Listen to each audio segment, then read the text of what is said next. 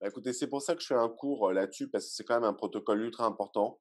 C'est un protocole qui est difficile à comprendre, surtout comme je dis, parce que on a l'impression qu'il fait des choses qu'il ne fait pas, et que finalement, c'est un protocole qui est relativement basique, basique à comprendre, difficile à configurer. Donc regardons ce dont on va parler aujourd'hui. On va parler, déjà des problèmes, enfin des défis que doit relever un protocole de routage qui, là, va être un protocole interdomaine, non pas intradomaine, sur des domaines de routage relativement petits. Là, c'est un protocole qui s'exécute à l'échelle de l'Internet. D'accord. Et du fait d'être à Internet, bien évidemment, il y a un problème de facteur d'échelle, mais pas seulement.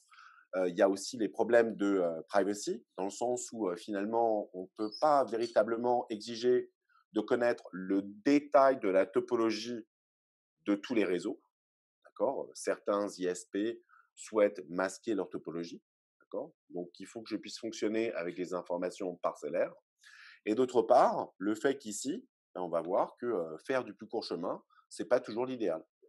D'accord. Donc, l'optimalité ne se mesure pas uniquement en termes de délai, de bande passante. Non, elle se mesure aussi en termes de quoi? Si c'est pas le délai, si c'est pas la bande passante, qu'est-ce qu'on cherche à optimiser, d'après vous? Allez rapidement, une réponse ou deux. Le coût, exactement. Le revenu, c'est surtout le revenu. On essaye de maximiser l'argent qu'on tire, d'accord? Donc voilà. Donc il faut mettre des politiques qui puissent être en mesure de refléter les accords commerciaux et donc d'optimiser le revenu. On va voir que jusqu'à présent, les protocoles qu'on a vus qui fonctionnent correctement en intradomaine, ont des limitations, qui fait qu'on ne peut pas les utiliser tels quels, que ce soit étalien ou vecteur de distance. Et que du coup, ce qu'on a fait, c'est qu'on a utilisé une notion de vecteur, mais on ne fait plus de distance, mais on fait du vecteur de chemin. D'accord. Donc, il y a toujours une notion de vecteur.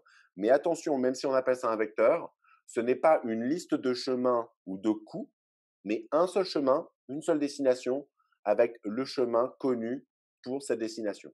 Donc, une annonce, un vecteur, c'est une destination, un chemin. Et on continue à appeler ça un vecteur, même si ce n'est pas véritablement à proprement parler un vecteur, tel qu'on l'entendait dans RIP, puisque dans RIP, on liste un ensemble de destinations. Ici, c'est une destination, un préfixe. Bon, attention. Alors, pourquoi est-ce qu'on fait du chemin? On va voir que c'est parce que ça nous permet de traiter du problème principal du vecteur de distance, qui était quoi? Qui était le comptage à l'infini. Donc, pour éviter les problèmes de boucle et donc de comptage à l'infini dont on a parlé, pour lesquels on a mis des horizons partagés, blablabla, etc., là, plutôt que de faire du distance, on fait du chemin. D'accord. Et donc, on va voir également que l'autre avantage, c'est que ça donne plus de flexibilité dans le sens où ça nous permet d'implémenter des politiques autres que des politiques de plus court chemin. Puisque la distance est adaptée au plus court chemin. Là, on a dit que la distance n'est pas l'unique critère. Donc, faire du vecteur du chemin, on verra que ça aide dans une certaine mesure à implémenter d'autres types de politiques. Donc, on va ensuite parler bien évidemment du protocole en lui-même, qui est un protocole très très simple, d'accord, qui consiste à annoncer un préfixe, qui consiste du coup à découvrir le chemin qui permet de joindre ce préfixe, qui permet donc de préciser des politiques. Et on va voir que les politiques s'appliquent à l'import et à l'export. Ce qu'on veut dire par là, c'est que avant même d'inspecter une annonce, on va lui appliquer les politiques, la mouliner et l'exporter vers un voisin. Et à ce moment-là, on peut également appliquer d'autres politiques. Donc, les politiques, il y en a deux types, en entrée et en sortie du routeur. Et qu'on va voir que décider si un chemin est le meilleur ou pas, c'est pas du genre distance plus petite que. Non, ici, on va voir qu'il y a des critères multiples qui nous permettent donc de classer les routes et donc de choisir la meilleure. Donc, on va voir qu'il y a tout un processus qui va mouliner plusieurs informations, dont le coût, par exemple, la distance, mais pas seulement, et qui va nous permettre de savoir si oui ou non un chemin est meilleur que l'autre. D'accord. Donc, en tout cas, voilà. Et ensuite, si on a le temps, on va parler un peu des problèmes de convergence, car même si on fait du vecteur de chemin et non pas de distance, on a quand même un problème de convergence qui n'est pas lié aux boucles, d'accord, mais à d'autres problèmes qu'on appelle l'exploration de chemin, d'accord. Bon, ça vous va comme agenda? Je peux continuer?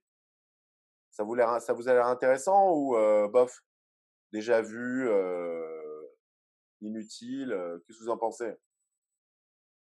Bon, ça y est, j'ai perdu Zoom, il n'y a plus personne.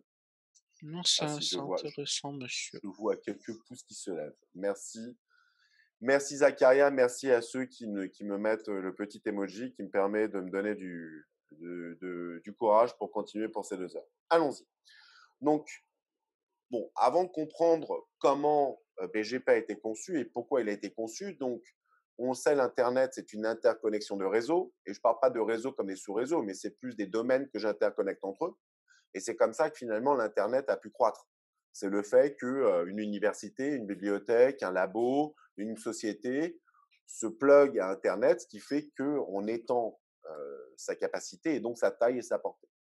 Et ce qui a facilité finalement l'interconnexion de plusieurs réseaux entre eux, des réseaux qui à l'époque étaient hétérogènes du point de vue de leur couche liaison et couche physique, c'est le fait qu'on avait IP, d'accord. Et IP qu'on installait au-dessus de la couche liaison permettait donc d'assurer facilement une compatibilité.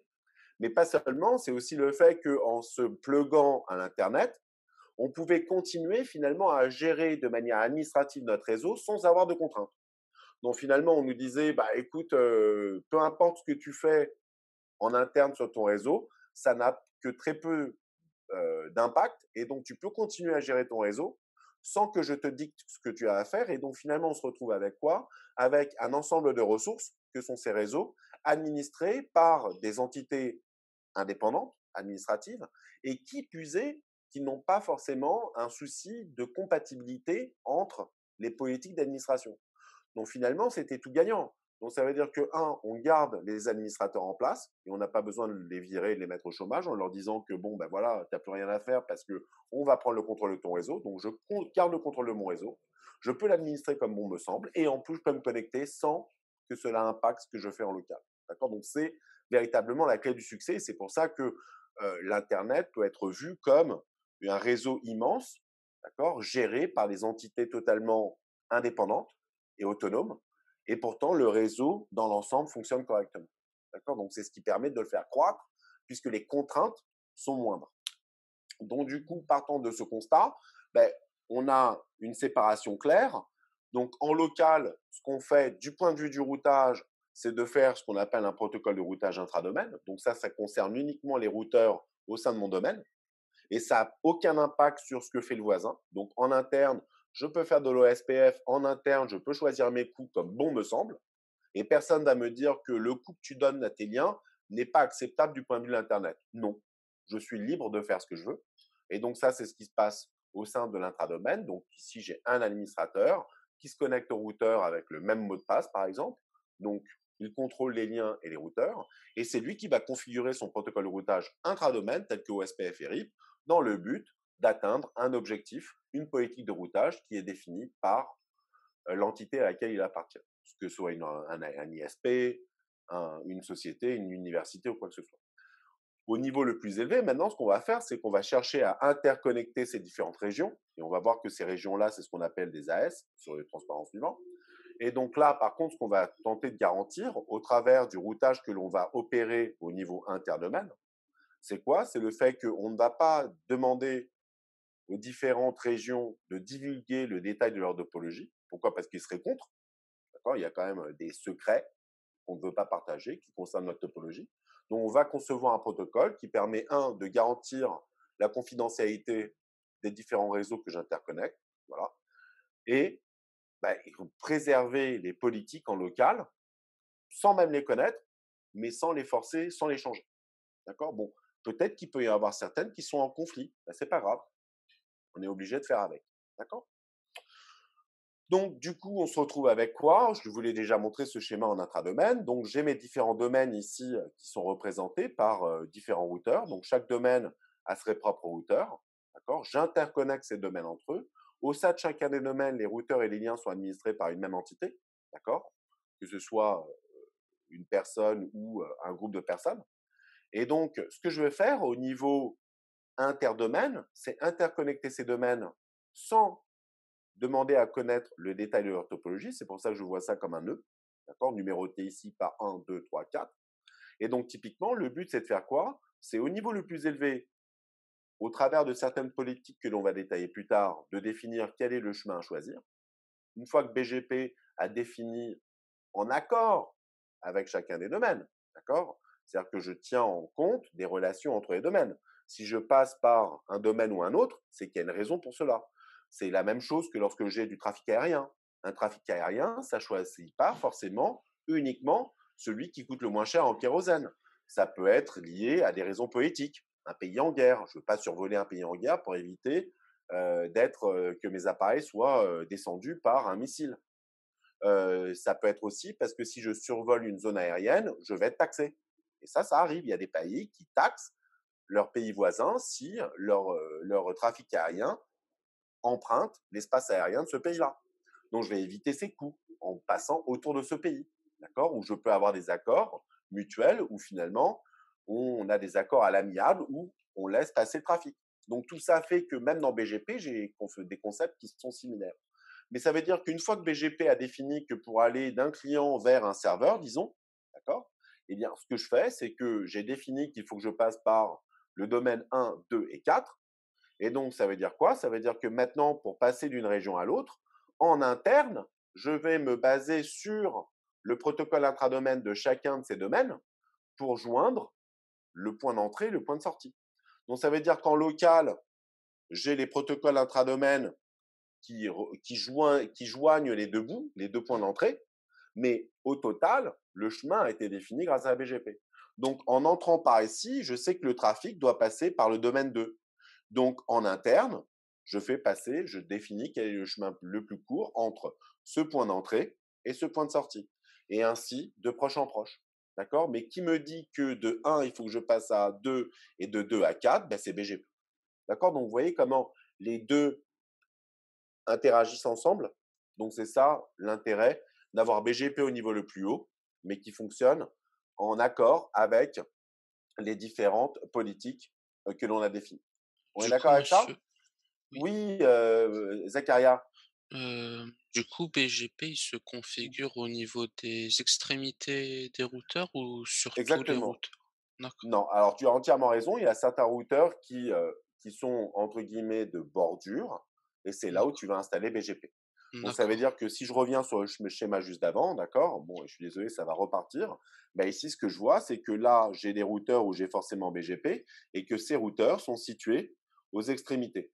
Mais ce qu'il faut D'accord, voir, alors ça, c'est une bonne question, c'est que même si je ne l'ai pas représenté, ils sont connectés par un réseau maillé. D'accord? Donc, tous les routeurs BGP, s'ils sont de bordure, sont reliés par un réseau maillé qui est en plus du réseau de données. D'accord? Mais effectivement, BGP, donc tu vas avoir des sessions qui sont entre voisins de domaines différents et des voisins en interne. Donc, il y a des relations, des sessions qui sont mises en place, des connexions BGP. Parfait. d'accord, Merci merci. pour ta remarque. Merci pour ta remarque, Zacharia. Alors, donc, on se retrouve avec ce chemin. D'accord? Donc, ça veut dire quoi? Donc, ça veut dire que du point de vue de l'interdomaine, on va définir de la séquence des domaines à traverser. D'accord? Sans connaître le détail des chemins. Je connais que le chemin au niveau le plus élevé. D'accord? Et ensuite, en interne, ce que je vais faire, c'est que je vais définir du plus court chemin. D'accord? Entre un point d'entrée et un point de sortie. Local à chacun des domaines. D'accord? Donc, ça veut dire que maintenant, si je regarde ma fameuse table d'acheminement, ben, la table d'acheminement, finalement, elle résulte de quoi? Eh bien, elle résulte de deux protocoles.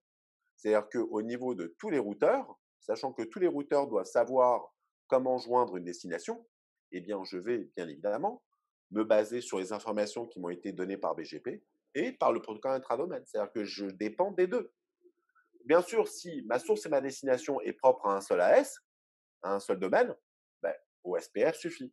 Mais dès lors que la destination se situe à l'extérieur de mon domaine, là, j'ai pas le choix. Il faut que BGP m'apprenne des choses. D'accord?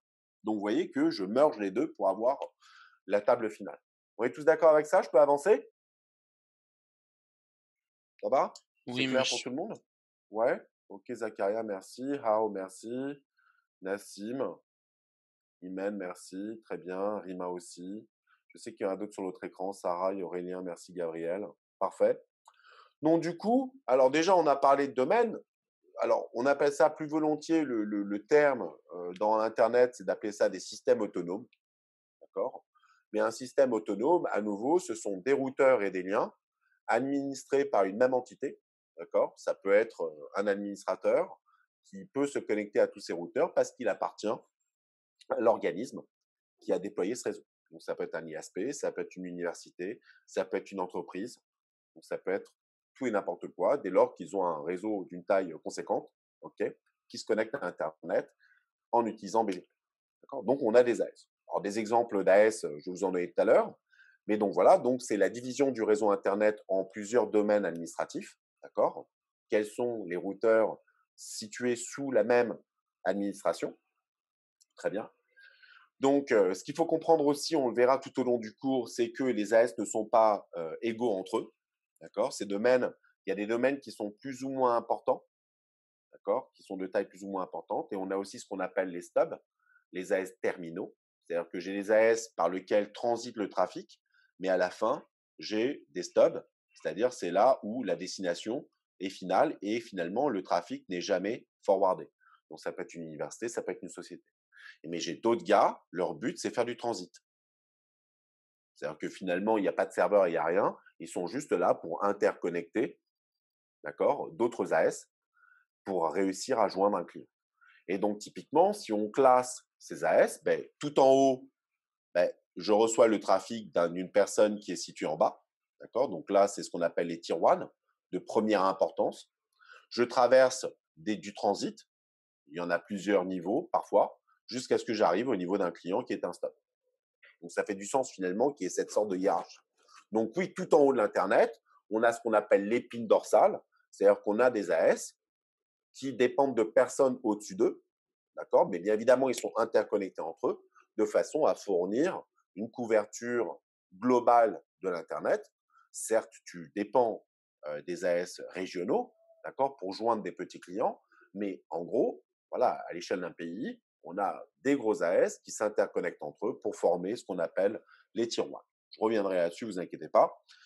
Et donc, typiquement, finalement, donc les AS doivent interagir entre eux, d'accord, dans le but de pouvoir donc réaliser du routage interdomaine, d'accord. Et cette interaction est réalisée grâce à l'exécution du protocole BGP.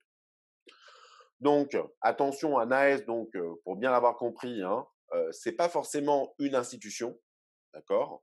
Même si une institution peut avoir un AS, attention, un même AS peut englober plusieurs institutions, d'accord, qui se basent sur une seule entité administrative pour gérer leur réseau, d'accord. Donc, c'est vraiment du point de vue administratif, au même titre une même entreprise peut avoir plusieurs AS. Vu leur taille, eh bien, un seul AS ne couvre pas uniquement les seuls routeurs qui possèdent. Ils ne sont pas tous concentrés sur le même endroit. Donc, si j'en ai plusieurs à travers le territoire ou plusieurs à travers plusieurs pays, ben là, c'est plusieurs AS qui appartiennent à une même institution. Et donc, les tier 1 dont on a parlé tout à l'heure, ouais, c'est des gens qui ont ils font une couverture totale, par exemple, de l'Amérique du Nord, bah, ça fait qu'ils ont un très grand nombre d'AS. Pareil en Europe. En Europe, j'ai des providers comme Orange, d'accord.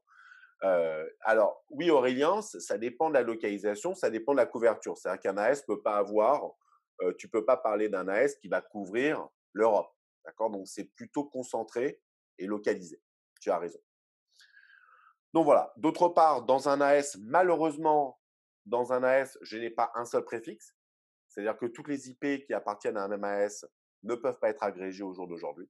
Ça aurait été l'idéal, mais malheureusement, la situation que l'on voit, c'est que on a plusieurs préfixes qu'il va falloir donc annoncer un par un, même si cela s'avère inutile si on pouvait les agréger. Mais aujourd'hui, il n'y a pas de corrélation entre un préfixe et un AS, malheureusement.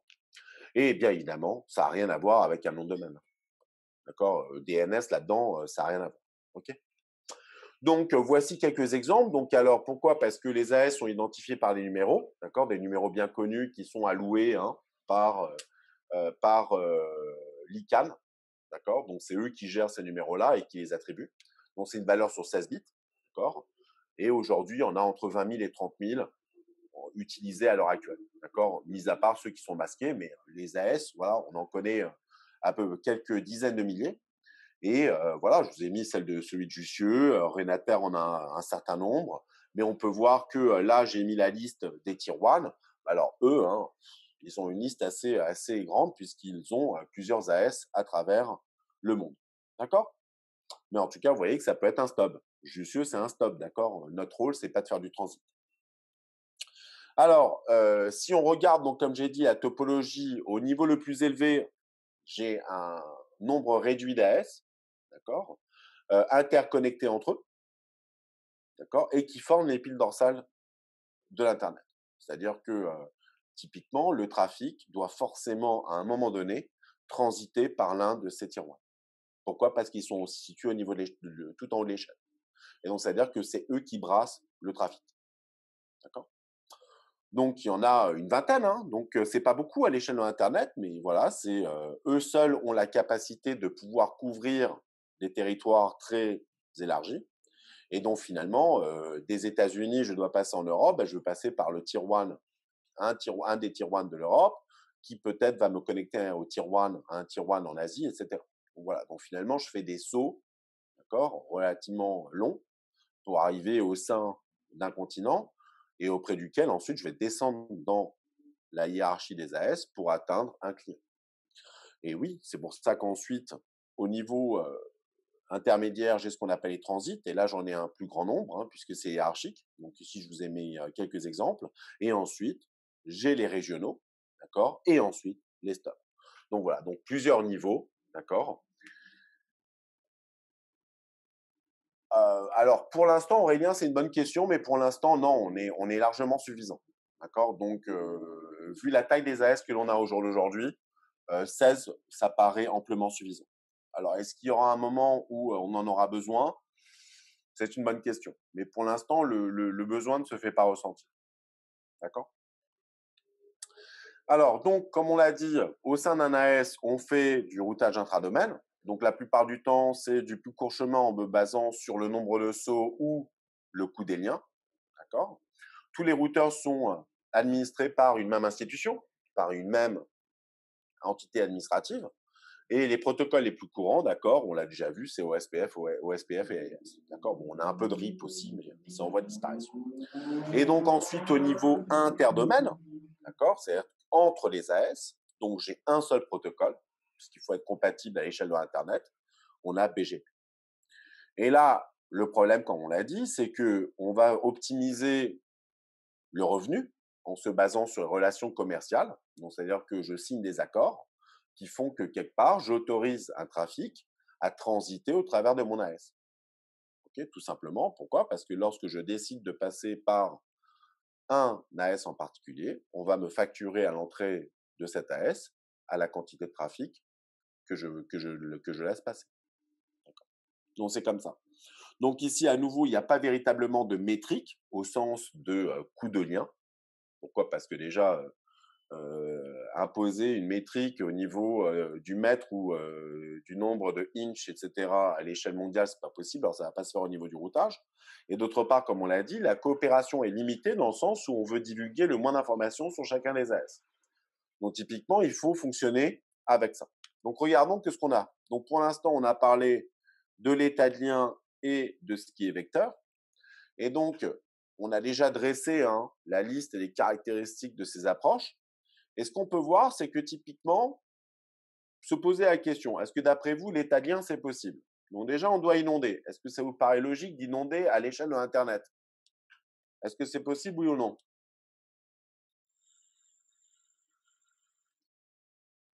Non. No good. Ensuite, on a dit que dans SPF, parce qu'on fait du Dijkstra, on doit calculer le chemin de bout en bout. On doit avoir le chemin complet, on doit le calculer. Est-ce que ça vous paraît scalable, ça? C'est-à-dire qu'à l'échelle de l'Internet, quand on voit le nombre d'AS qu'il faut traverser, est-ce que faire un coup de plus court chemin en calculant tous les chemins possibles pour prendre le plus court, c'est possible? Non, ça demande trop de CPU. D'accord? Ça non plus, c'est pas possible. Ensuite, il faut qu'on ait une notion de coût. Est-ce qu'on peut imposer un coût uniforme à l'ensemble de l'Internet? Ça non plus, c'est pas possible. Donc, du coup, on se retrouve avec beaucoup d'éléments qui font que l'italien n'est pas possible. D'accord? Par contre, si je regarde le vecteur, finalement, je n'ai qu'une information que partielle concernant la topologie. Est-ce que ça, c'est good ou pas? Le fait que RIP n'ait pas besoin de connaître le détail de toute la topologie. Est-ce que c'est bon? Yes. Ça, c'est OK. Bon, je vais mettre en vert. Ça, c'est OK. Ensuite, finalement, tout ce que je calcule, c'est le prochain saut. Est-ce que c'est mieux de connaître tout le chemin ou finalement apprendre uniquement le prochain saut, ça suffit? Ça, c'est OK aussi. Ensuite, on n'a pas besoin de distance. Est-ce que ça, c'est OK? Ça, c'est OK. D'accord? Mais par contre, là où c'est pas OK, c'est qu'il n'y a pas de politique. Alors là, pas OK. Donc, vous voyez que, en tout cas, ce qu'on en tire, c'est que l'état de lien, c'est même pas la peine. Au niveau du vecteur, ben, on a certaines choses qui sont positives. Donc, c'est un bon départ. Donc, à nouveau, problème avec l'état de lien. Le flooding, bon, je vais mettre en rouge. Le flooding, c'est pas bon, d'accord. Calculer le chemin en entier, c'est pas bon non plus, puisque ça demande trop de CPU. Ça demande trop de bande passante, bandwidth. Il faut qu'on ait une notion de coût, donc ça, c'est pas bon, d'accord. Le cost, bah, c'est pas bon ça, parce qu'il faut définir du métrique. Donc, comme on le voit, ces éléments-là font que OSPF, ou l'étalien en général, n'est pas bon. Donc, rappelons ce qu'on a dans BGP. On a l'échelle, donc on a vraiment un très grand nombre de chemins, d'accord. Vu le nombre d'AS et les interconnexions possibles, ça fait que l'échelle est très large. Donc, pas d'inondation, par exemple. Il faut de la privacy. Donc, faire du calcul connaissant toute la topologie complète comme le fait OSPF, ce n'est pas possible. Et le fait qu'on ait des politiques, ben, on voit que là, par contre, RIP, c'est pas terrible, quoi. Parce que dans RIP, on peut pas avoir de politique. Bon. Alors, du coup, qu'est-ce qu'on fait? On se dit que, bon, les vecteurs de distance, c'est pas mal. D'accord? Pourquoi? Parce que, un, ça cache les détails de la topologie. Et d'autre part, il me suffit de déterminer quel est le sous-suivant et non pas le chemin en détail. Par contre, il n'y a pas il n'y a pas de véritablement de distance, hein, puisqu'on fait du nombre de sauts et qu'on peut baser notre choix uniquement sur les distances, parce qu'on n'a pas de choix concernant les politiques. Donc, il va falloir pouvoir trouver un moyen d'implémenter des politiques un peu plus sophistiquées. Et d'autre part, on a le problème du comptage à l'infini. Et ça, il va falloir qu'on le règle. Sur l'échelle de l'Internet, alors ça sera un gros problème. Donc, qu'est-ce qu'on a fait? On a fait ce qu'on appelle le path vectoring. Okay. Donc, on l'a fait pourquoi? Pour pouvoir implémenter des politiques autres que minimiser le nombre de sauts, et d'autre part, pour éviter le comptage à l'infini. Très bien. Donc, l'idée, c'est de faire quoi, comme j'ai expliqué? C'est d'annoncer un vecteur. Ce vecteur concerne une destination, d'accord? Et typiquement, on va annoncer le chemin en entier, le chemin constitué des AS, plus, et là je suis désolé, j'ai oublié à chaque fois de le mettre sur acquérir, plus des attributs. Alors vous allez me dire, mais c'est quoi les attributs? On va voir que c'est typiquement des valeurs qui vont caractériser le chemin, mais pas uniquement du point de vue de sa distance. Puisque maintenant qu'on a le chemin en entier, on peut calculer combien il y a d'AS. Non, on va rajouter des attributs complémentaires qui vont nous permettre de caractériser ce chemin de manière pertinente vu les politiques que je vais implémenter. Donc ici, un vecteur, c'est quoi? C'est une destination, un préfixe, avec le chemin des AS qui permet de le joindre, plus un certain nombre d'attributs. Est-ce qu'on est d'accord avec ça? Donc regardons juste un exemple. Alors, ouais, bon, peu importe. Donc, qu'est-ce qu'on va mettre dans l'annonce? Le préfixe, qui est la destination que je cherche à joindre. Le chemin, ce qu'on appelle la espace, c'est la séquence des AS située le long de chemin vers sa destination. On va mettre également un autre attribut qui est le dernier routeur à avoir fait cette annonce. Ça, je vais le montrer tout à l'heure. Plus des attributs complémentaires. Mais tout ça déjà, ces trois-là, ce sont déjà trois attributs. Et c'est les attributs de base. On va en rajouter un certain nombre. Et ce qu'il faut savoir, c'est que justement, lorsque je reçois un vecteur, je vais appliquer des politiques en me basant sur la valeur de tous ces attributs. Et donc, j'ai des politiques qui vont s'appliquer à la réception du vecteur, qui vont s'appliquer pour sélectionner la route et qui vont s'appliquer pour savoir si oui ou non je dois annoncer ce chemin, ce vecteur, à un voisin. Donc, un, je reçois le vecteur. Est-ce que je l'accepte? Est-ce que je le modifie? Deux, je vais procéder à la sélection du chemin. Est-ce que c'est le meilleur chemin du point de vue des politiques? Et si oui, est-ce que je dois l'annoncer à mes routeurs voisins? Donc, regardons un exemple. Donc, ici, je vous ai pris une petite topologie simple, qui est une topologie avec 4 AS. D'accord? Et ils sont interconnectés entre eux. Hein. Généralement, les AS sont connectés dans tous les sens. Et donc là, ce que j'ai représenté, ce sont les routeurs BGP, les routeurs de bordure qui permettent d'interconnecter les AS entre eux. On est d'accord sur le schéma? Donc, il y a d'autres routeurs, mais qui ne participent pas à BGP, d'accord? Donc, on a des routeurs intradomaines, mais on s'en fiche pour l'instant. On ne les regarde pas. On regarde uniquement les routeurs pertinents du point de vue BGP. Et donc, BGP, c'est quoi? C'est des connexions entre routeurs voisins. Alors là, vous voyez, j'ai des connexions intra, et les autres, c'est des connexions inter. D'accord? Mais si j'ai des routeurs BG2, plusieurs routeurs BGP dans un AS, il faut les connecter entre eux. Est-ce qu'on est d'accord avec ça? Vachement important. Hein. Bon, ça fait du sens. Enfin, je dis rien de spécial. Est-ce que vous êtes OK? D'accord? Tu as coupé trop vite, Zacharia, mais j'imagine que tu confirmes. Et là, Je j'imagine confirme. que… Merci beaucoup. Et donc là, vous voyez que dans la S3, j'ai ce préfixe qu'il me faut annoncer. Je veux que toutes les machines qui appartiennent à ce réseau-là, de la S3, soient joignables. Qu'est-ce qu'on va faire? Donc BGP, c'est bête. Hein. Je vais, au niveau de mes routeurs BGP, je vais faire des annonces. Et là, je choisis de l'envoyer uniquement à gauche. Et donc, comme vous voyez, ce qui va se passer ici, c'est qu'au fur et à mesure que j'envoie mon vecteur, qui est ici, donc ici dans le vecteur, j'ai spécifié uniquement 2 attributs. Hein. La destination, d'accord? Et le chemin. Et là, dans le chemin, vous voyez que je vais lister la séquence des routeurs, la séquence des AS par laquelle cette annonce est passée. Donc, là, il transite par la S1, qui va rajouter son propre identifiant. Sa politique d'export confirme que je peux l'envoyer à la S2, qui du coup va rajouter son chemin, son identifiant, et ainsi de suite. Vous voyez? Donc à nouveau, hein, ce qu'il faut comprendre sur ce schéma-là, c'est que quand l'annonce est envoyée de proche en proche, il faut que la politique d'export intra… Où est-ce que tu vois de l'intra là? Je ne comprends pas, Aurélien. Routage intra, tu le vois où, Aurélien? Je ne comprends pas ta question. Dans la S3, je pense. Oui, Là, il n'y a pas de dans la routage. S3, il y a deux routeurs et ça fait de l'intra, non? Alors, ça veut dire que quand tu as deux routeurs connectés entre eux, tu Ils es sont dans obligé le de même, router entre eux? ils sont dans le même AS, donc c'est bien de l'intra, non? Ouais, non, mais tu parles de routage déjà pour commencer, Aurélien. Est-ce que c'est du routage pour toi quand tu envoies un chemin à un voisin, quand tu as un seul lien? Ok, là on parle que de l'annonce, du coup, c'est ça?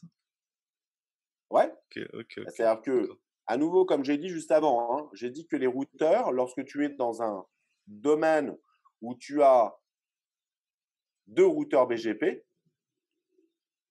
parce que tu peux pas te connecter à tous tes voisins avec un seul routeur, ben, si tu es obligé d'avoir deux routeurs, ben, ces routeurs doivent être interconnectés entre eux. Donc ça veut dire quoi? Ça veut dire que ici, si j'en ai quatre, j'ai besoin de combien de liens? Jeunes gens, allez-y, je vous écoute.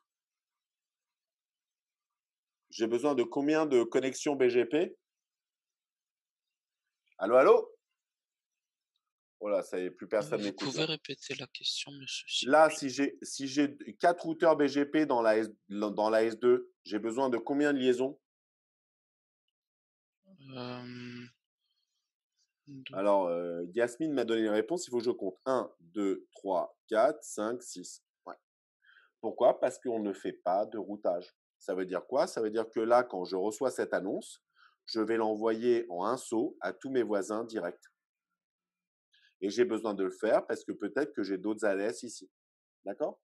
Donc, pour que mon annonce puisse traverser plusieurs AS, il faut que j'interconnecte en direct, d'accord, mes routeurs. On est d'accord? C'est simple, hein? Pour éviter justement ce qu'a dit Aurélien, puisqu'il me dit qu'il y a du routage. Ah non, quand tu es connecté en direct avec un routeur, est-ce que tu as besoin de faire du routage? Non.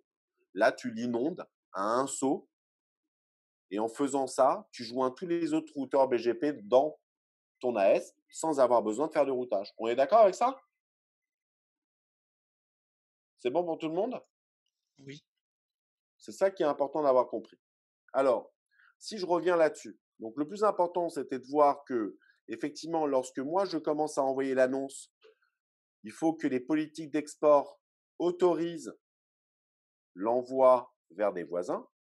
Et comme vous le voyez à la fin, si je regarde pour cette destination-là, le vecteur que j'ai envoyé ici, pour la espace, on a quoi? On a 4, 2, 1, 3. Et donc, ce que fait 3 lorsqu'il reçoit cette annonce, c'est que grâce au chemin, il va identifier, oh là là, attention, mon identifiant est déjà présent. Ça veut dire qu'il me faut, qu'est-ce qu'il faut que je fasse de cette annonce lorsque je la reçois? Il faut que je la supprime. Pourquoi? Parce que sinon, il y aurait une boucle. Donc, l'AS3 va ignorer cette annonce de peur qu'il y ait une boucle. On est d'accord avec ça? Voilà. Donc, ce n'est pas plus compliqué que ça que de faire du vecteur de chemin pour éviter le problème du comptage infini. J'ai une autre question pour vous, puisque vous avez l'air d'avoir tous compris. La question est la suivante. Imaginez que j'envoie ici mon vecteur et qu'en parallèle, je l'envoie ici. Donc, ça veut dire que maintenant, la S4, il y a le choix entre combien de chemins pour cette destination-là? Il y a le choix entre combien de chemins, jeunes gens? Deux. 2. Soit ce chemin-là, soit le chemin inverse. Donc, vous voyez, ce qui est bien avec les annonces qui contiennent le chemin, c'est que je n'ai pas besoin de calculer le chemin. Il suffit de faire quoi? Il suffit de regarder le chemin qui a été donné. Et donc là, d'après vous, la S4, il va choisir quel chemin, s'il vous plaît? Le lien direct. Eh bien, Zacharia, exactement, comme le dit Benjamin, on ne peut pas savoir parce que ça dépend de la politique. Ça peut être, ta réponse peut être bonne, mais tout dépend de la politique. D'accord? Donc, pour répondre à cette question-là, il faut connaître tous les attributs, la valeur de ces attributs et pouvoir faire un choix. D'accord? Donc, effectivement, ça dépend.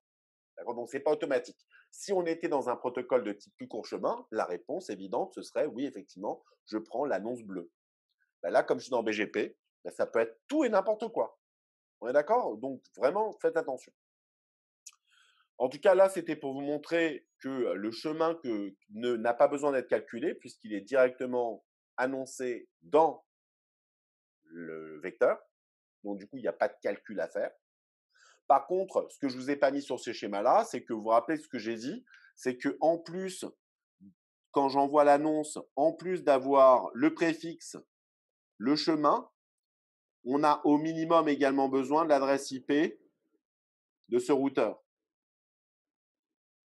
Et c'est ce qu'on appelle le next hop.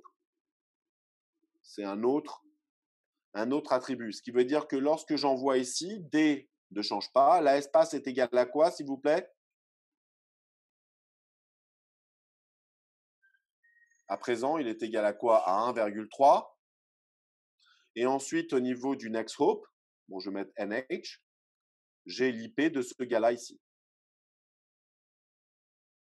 Et pareil ici. Donc l'annonce ici, le next hop sera égal à quoi? À l'IP de ce gars-là, du dernier routeur qui a fait l'annonce. Est-ce que tout le monde comprend comment j'utilise le next hop? OK? Donc c'est important aussi de le voir. Bon, je vous le mets là, mais on le reverra tout à l'heure. Bon, allez. On va passer la truc rapidement parce que je ne sais pas comment la zapper dans Keynote. Donc, alors, parlons de BGP maintenant. Donc, BGP, c'est quoi? C'est un protocole. Un protocole qui a été introduit en 1989 et qui, depuis, a subi un certain nombre de mises à jour, sachant que la dernière en date de 99 et qu'on a ajouté la notion de masque. Puisqu'à l'époque, il n'y avait pas encore les masques et avec le CIDR, on a dû abandonner les classes et commencer à introduire des préfixes avec des masques. Et bien là, BGP a été mise à jour la dernière fois pour supporter l'utilisation des masques. D'accord?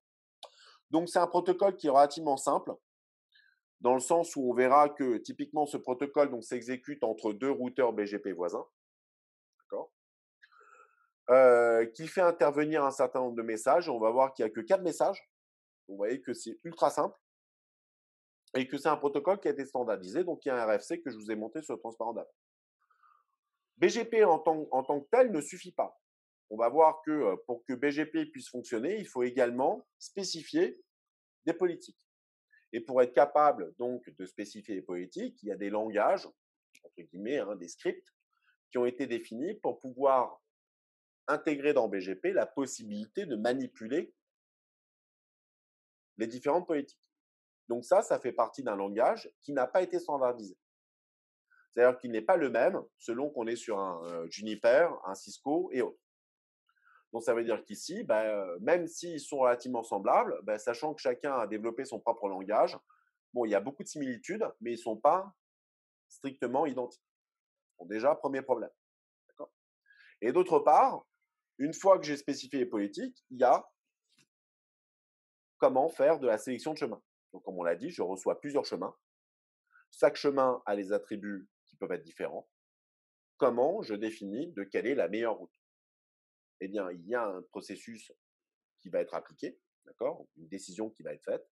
Pour l'instant, elle non plus n'a pas été standardisée, ce qui peut paraître complètement fou, même si au jour d'aujourd'hui, tous les vendeurs, enfin tous les constructeurs de routeurs appliquent le même processus. Et on va le voir, c'est un processus qui est simple, qui va inspecter les attributs dans un ordre rien particulier, de façon à toujours trouver le moyen de sélectionner la meilleure. D'accord? Donc, 3 composants. 1, standardiser, quels sont les messages. 2, comment spécifier les politiques, que ce soit l'import ou l'export. 3, comment sélectionner les noms. Donc, les 4 messages sont simples. Il y a un open, puisque BGP se fait en mode connecté. D'accord? On a ensuite des messages de notification, du genre fermeture de la connexion, ou aussi pour notifier des problèmes au niveau de la connexion. Mais généralement, j'ai le open et j'ai la notification qui est le chat. Et d'autre part, j'ai quoi? J'ai le type live. Alors, on va voir que c'est hyper important pour BGP. Pourquoi? Parce que BGP n'est pas un protocole où je dois régulièrement, comme dans SPF et RIP, envoyer des annonces périodiques. Non, dans BGP, je fais une annonce, c'est terminé. Je n'ai pas besoin de me répéter. Ce n'est pas comme dans SPF et RIP. Et entre-temps, j'ai quoi? J'ai justement les messages de mise à jour, c'est-à-dire les annonces, les vecteurs que j'envoie. Et ces vecteurs peuvent être envoyés soit pour annoncer de nouvelles routes, soit pour retirer des routes qui ne sont plus valides. Donc, au même titre que lorsque j'annonce une route, cette route n'a pas besoin d'être rafraîchie, mais si jamais elle n'est plus valide, il faut que de manière explicite, je le fasse savoir. Vous avez compris qu'il y a une différence dans OSPF et RIP. Ce qui fait qu'une route tombe en désuétude, c'est le fait qu'elle n'a pas été rafraîchie pendant un certain temps. Dans BGP, non, ce n'est pas le fait qu'elle ne soit plus annoncée puisque je l'annonce une seule fois. Ici, ce qu'on a fait comme choix, c'est qu'ici, de manière explicite, il faut indiquer quelles sont les routes qui ne sont plus valides. Vous comprenez? Donc, c'est pour ça qu'on a des mises à jour qui peuvent être positives pour annoncer une nouvelle route et non pas pour la rafraîchir. Et ensuite, des annonces qui permettent de retirer volontairement et de manière explicite des routes qui ne sont plus valides. Alors, comment ça fonctionne? Donc là, reprenons notre exemple avec 2 routeurs BGP qui connectent 2 AS. Ces routeurs donc, sont forcément connectés par des liens physiques dédiés directs. OK? Ce qui veut dire que lorsque j'ai 3 routeurs, il faut les relier tous par un réseau maillé. Et chacun va exécuter une connexion BGP entre routeurs voisins. D'accord? Première chose à faire, oh là là, c'est hallucinant ça. Avant même de pouvoir créer ma connexion BGP, il faut que je fasse une connexion TCP. Est-ce que ça vous choque ou pas?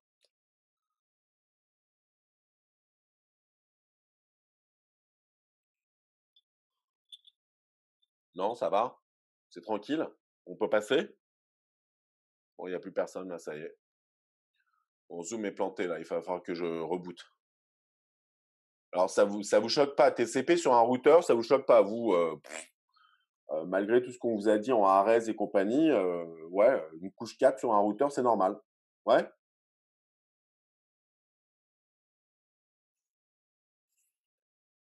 Bah non, c'est pas normal, hein. On est d'accord. Parce que ça voudrait dire que BGP, il tourne au-dessus de quoi? Il tourne au-dessus de TCP.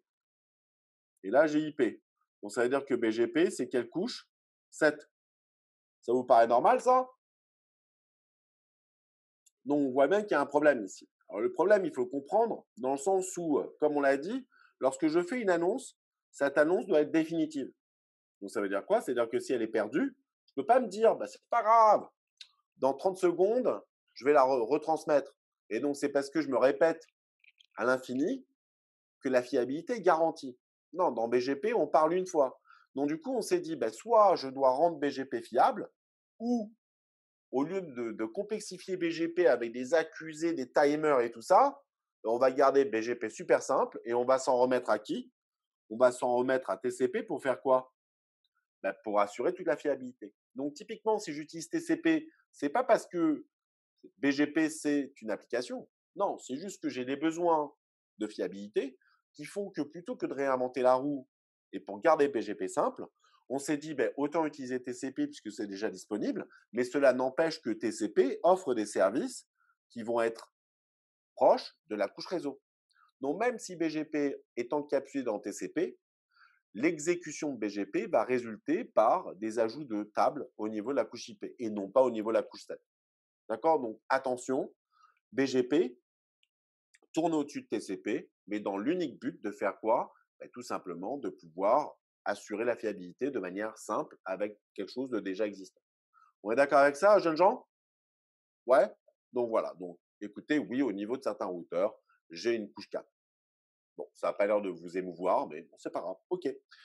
Alors ensuite, qu'est-ce qui se passe? Une fois que j'ai ma connexion BGP qui a été établie, la première chose à faire, c'est échanger immédiatement l'ensemble des routes que connaissent les routeurs, mais les routes que l'on appelle les routes actives. Alors ça, c'est aussi quelque chose de spécial à BGP. Ça veut dire quoi? Ça veut dire que si à un instant donné, un routeur reçoit plusieurs routes concernant une destination, la même destination, qui est un préfixe. Parmi celles-ci, je vais choisir combien de routes?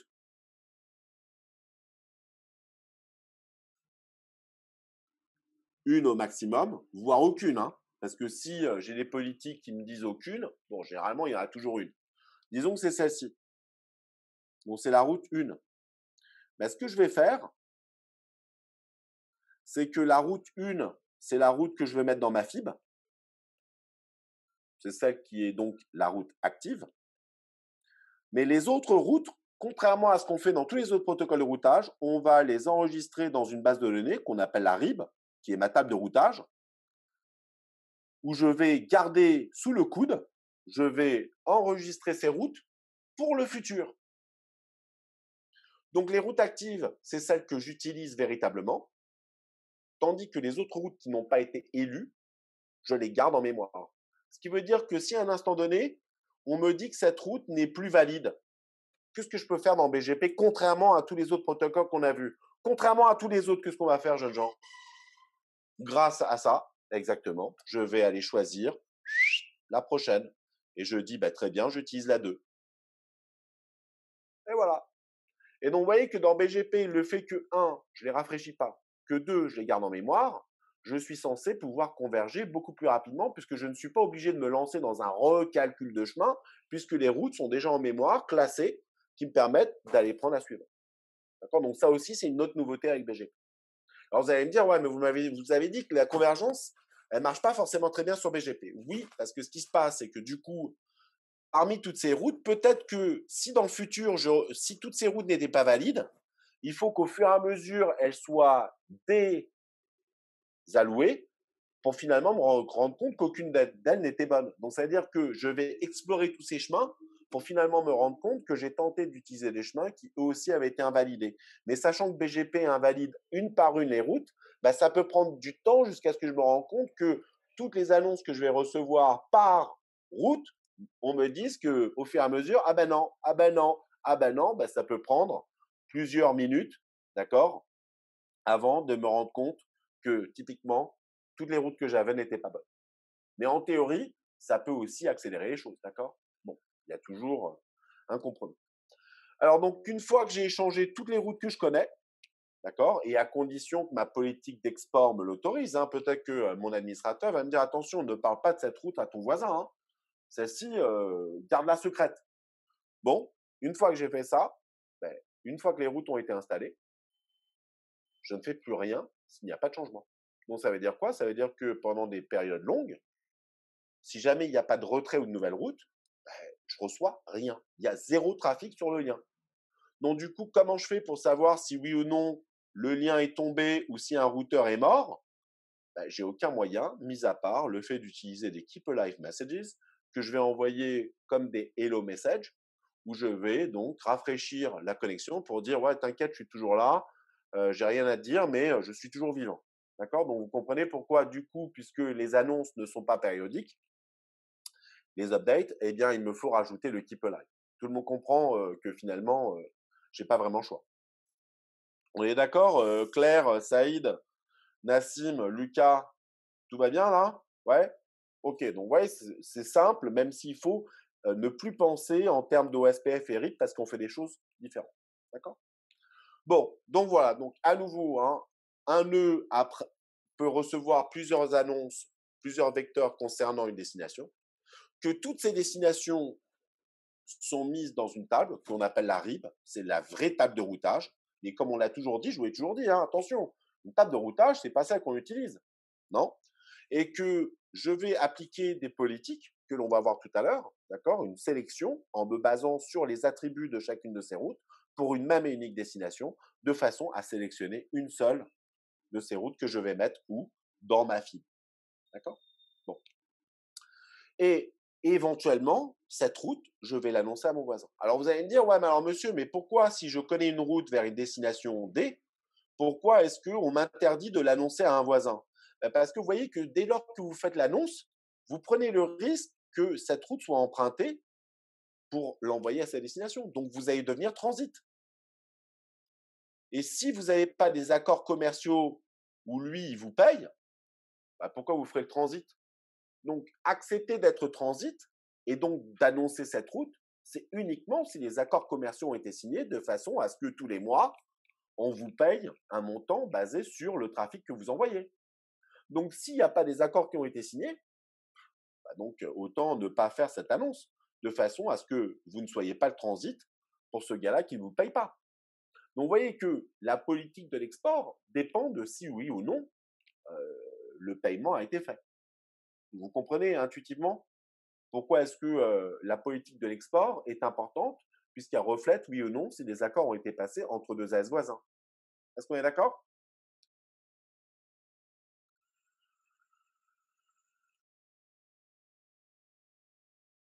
Ok, bon ben How, il a l'air d'être ok avec. Bon ben là, j'ai l'impression que j'ai perdu la moitié du public là.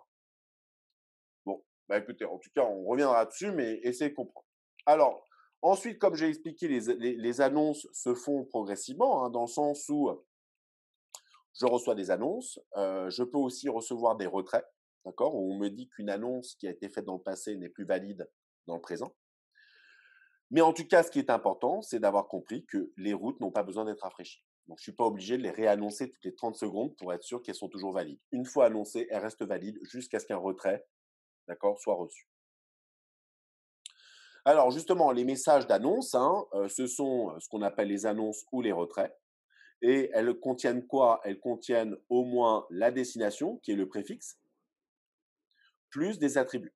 Et les attributs, on en a déjà parlé, il y a la espace, le next hope, au minimum, mais il y en a d'autres. Et là, je vous en ai mis des exemples, le local pref, le med, les initiales, donc il y en a un certain nombre. Et aujourd'hui, on va parler de ces attributs. D'accord? Donc les attributs, il y en a pléthore qui ont été standardisés, sachant que Dieu merci, il n'y en a que quelques-uns de ces attributs qui sont véritablement utilisés assez régulièrement. D'accord?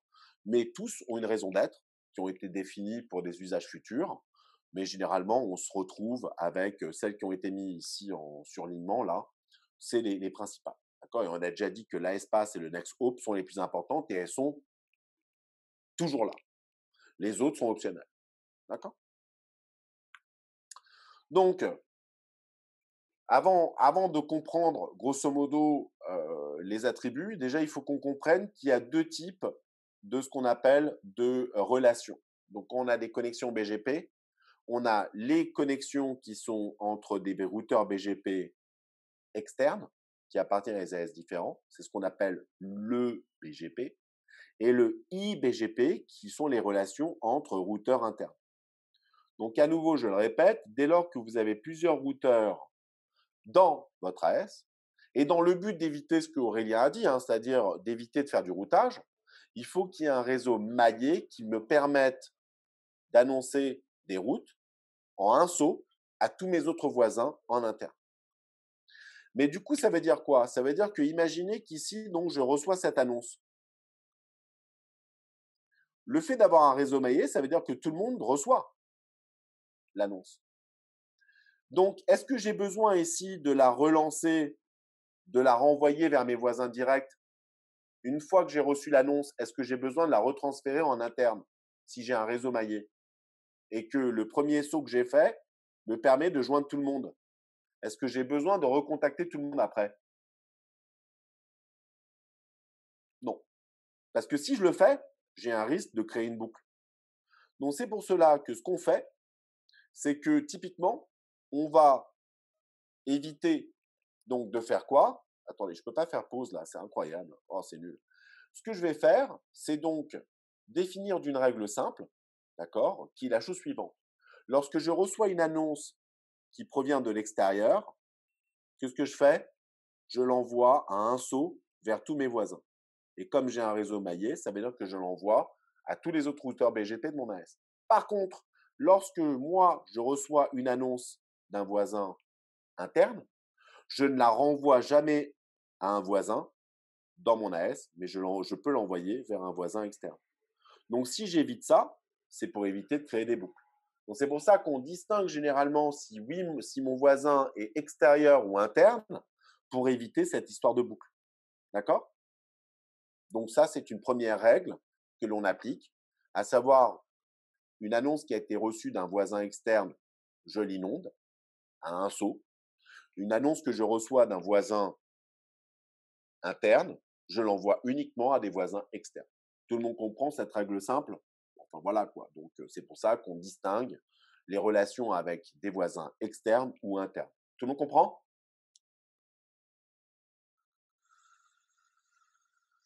Ok? Bon. Ouais, effectivement, Nassim, on peut voir ça comme une politique d'import, mais aussi d'export. Alors, c'est pas seulement d'import, mais c'est aussi d'export, puisque ici, quand tu reçois celle-ci, là, la bleue, tu vas te demander à qui tu peux l'exporter. Là, on te dit ne l'exporte pas à un voisin direct, tu peux l'exporter uniquement à un voisin, d'accord, externe.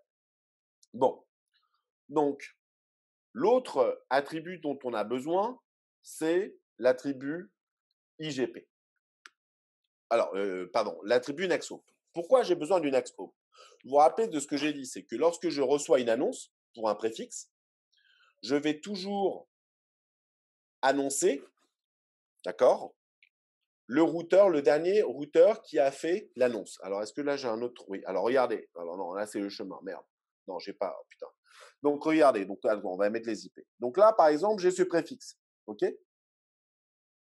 Qui est ici. Donc, celui-ci va être annoncé vers l'AS. Alors, je ne sais pas s'il a un numéro, lui. Mais si je regarde l'annonce, ça va être l'annonce de ce préfixe. Avec comme AS pass, qu'est-ce que j'ai dans l'AS pass, s'il vous plaît? C'est quoi la valeur de l'AS pass? 1. Et le next hope, c'est qui? Bon, je mets NH, c'est lui. C'est mon NH. Alors, pourquoi j'ai besoin de mettre cette IP là? Pourquoi j'ai besoin de ça? Ben, là où c'est important, vous voyez, c'est qu'une fois que cette annonce va être envoyée à ce routeur, par exemple, ou à ce routeur, et à nouveau, j'ai des liens spécifiques. Là, ce que je vous ai représenté en noir, ce sont les liens data. Mais j'ai des liens dédiés qui permettent de relier en physique les routeurs BGP directs. Donc, si vous avez des routeurs BGP, il faut qu'en plus des chemins empruntés par les données, vous implémentiez des chemins directs qui permettent de connecter BGP, les routeurs BGP à un TTL l'un de l'autre. Donc, ce qui va se passer, c'est que lorsque moi, par exemple, je reçois cette annonce, Ben, tout ce qu'on me dit, on me dit que pour joindre le préfixe, il faut passer par lui. Mais a priori, je ne suis pas censé être relié directement à ce routeur. Donc, qu'est-ce que je vais faire? Dieu merci, j'ai mes tables qui proviennent de OSPF ou de RIP. Et qu'est-ce qu'on me dit? Eh bien, on me dit que pour joindre ce préfixe, il faut passer par ce NH. Eh bien, généralement, tous mes protocoles IGP me donnent ce chemin-là. Ils me disent comment joindre le NH. Donc, ça veut dire que maintenant, BGP me dit que grâce à ce NH, tu peux joindre le préfixe. Et l'IGP me dit que, ah, mais pour le NH, je connais le next hop, qui est celui-ci là. Donc, du coup, en mergeant les deux informations, ça marche. Donc, ça veut dire que quoi? Alors, je sais que peut-être certains d'entre vous vont être troublés. Ça veut dire qu'effectivement, peut-être qu'on ne l'avait pas dit, mais lorsque j'ai un protocole intra, j'ai non seulement les routeurs qui font partie du domaine, mais parmi ces routeurs, je dois également prendre en compte les routeurs à un saut dans mon protocole qui vont éventuellement annoncer des routes externes. Donc, ça veut dire que lorsque je tourne au SPF, par exemple, ici, OSPF est censé me donner les routes pour tous ces routeurs, les plus courts chemins entre eux, mais également les chemins les plus courts qui permettent de joindre ces routeurs-là. Des routeurs à un saut qui me permettent de connecter vers l'extérieur. Et c'est uniquement de cette façon-là que finalement, je suis capable d'avoir les fameuses tables que je vous ai montrées. C'est-à-dire que vous voyez que ce routeur ici est pris en compte dans mon protocole IGP pour qu'on puisse justement joindre les deux informations avec celles qui proviennent de BGP. D'accord? Donc voilà, donc c'est pour ça que j'ai besoin d'une ex-route. Parce que c'est ce qui me permet de joindre les deux pour avoir ma fibre. Tout le monde a compris? Alors, la grande nouveauté, c'est qu'effectivement, ce routeur participe à mon IGP. D'accord? Au même titre que si j'ai un routeur ici, lui aussi, au même titre que si j'ai un routeur ici, lui aussi participe à mon IGP qui est au SPF. D'accord? Ou RIP, peu importe. Ok? Donc, ça veut dire qu'il faut prendre en compte ces routeurs satellites ici qui vont éventuellement dans le futur injecter des routes pour lesquelles il va falloir que je merge les deux tables. Ok? Bon. Voilà. C'est comme ça qu'on peut finalement merger les deux tables. Alors, comme on l'a dit, hein, IGP et EGP ont deux règles simples dont on a déjà parlé. Donc, j'exporte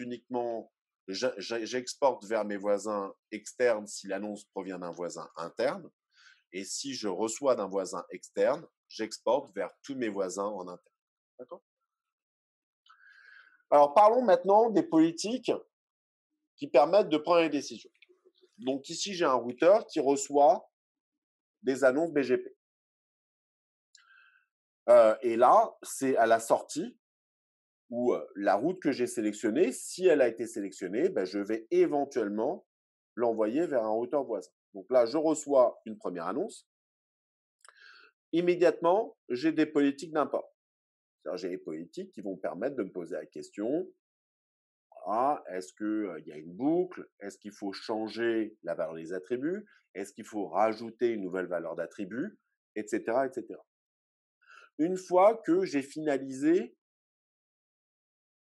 la modification ou l'ajout des attributs, je peux soit choisir de supprimer cette annonce ou de passer dans le processus de sélection qui va me permettre, en connaissant les attributs, de classer cette route parmi celles que je connais. Si elle se retrouve être comme la première et la meilleure des routes, je vais l'intégrer dans ma fibre. D'accord? Si ce n'est pas le cas, je la garde dans ma table de routage. On l'a dit, hein. Même si la route n'est pas bonne, entre guillemets, je peux toujours décider, si elle n'a pas été filtrée à l'entrée par ma politique d'import, je peux toujours la garder dans mes mémoires. Mais une fois que c'est une route qui a été activée, il faut que la politique de l'export décide de oui ou non si je peux l'envoyer vers mes voisins. Peut-être que la décision, c'est de ne pas l'envoyer. Et si je décide de l'envoyer, est-ce que je l'envoie, par exemple, en modifiant ou en rajoutant des attributs? Donc, par exemple, modifier l'attribut, c'est quoi? C'est rajouter, par exemple, mon identifiant d'AS. Donc, oui, il faut modifier l'AS pass si je l'envoie vers un voisin externe. Oui, il faut rajouter ma valeur de next hope si je suis le dernier routeur qui envoie vers un voisin. Vous vous rappelez tout ça, hein? Quand je passe d'un AS vers un autre, je deviens le next hope. L'AS pass, il faut lui rajouter mon identifiant si je suis la SI. Donc tout ça, c'est des tweaks que je vais faire au niveau à l'export. Tout le monde comprend? Donc voilà, donc je reçois, j'applique des politiques, je sélectionne, j'applique des politiques à l'export, j'envoie.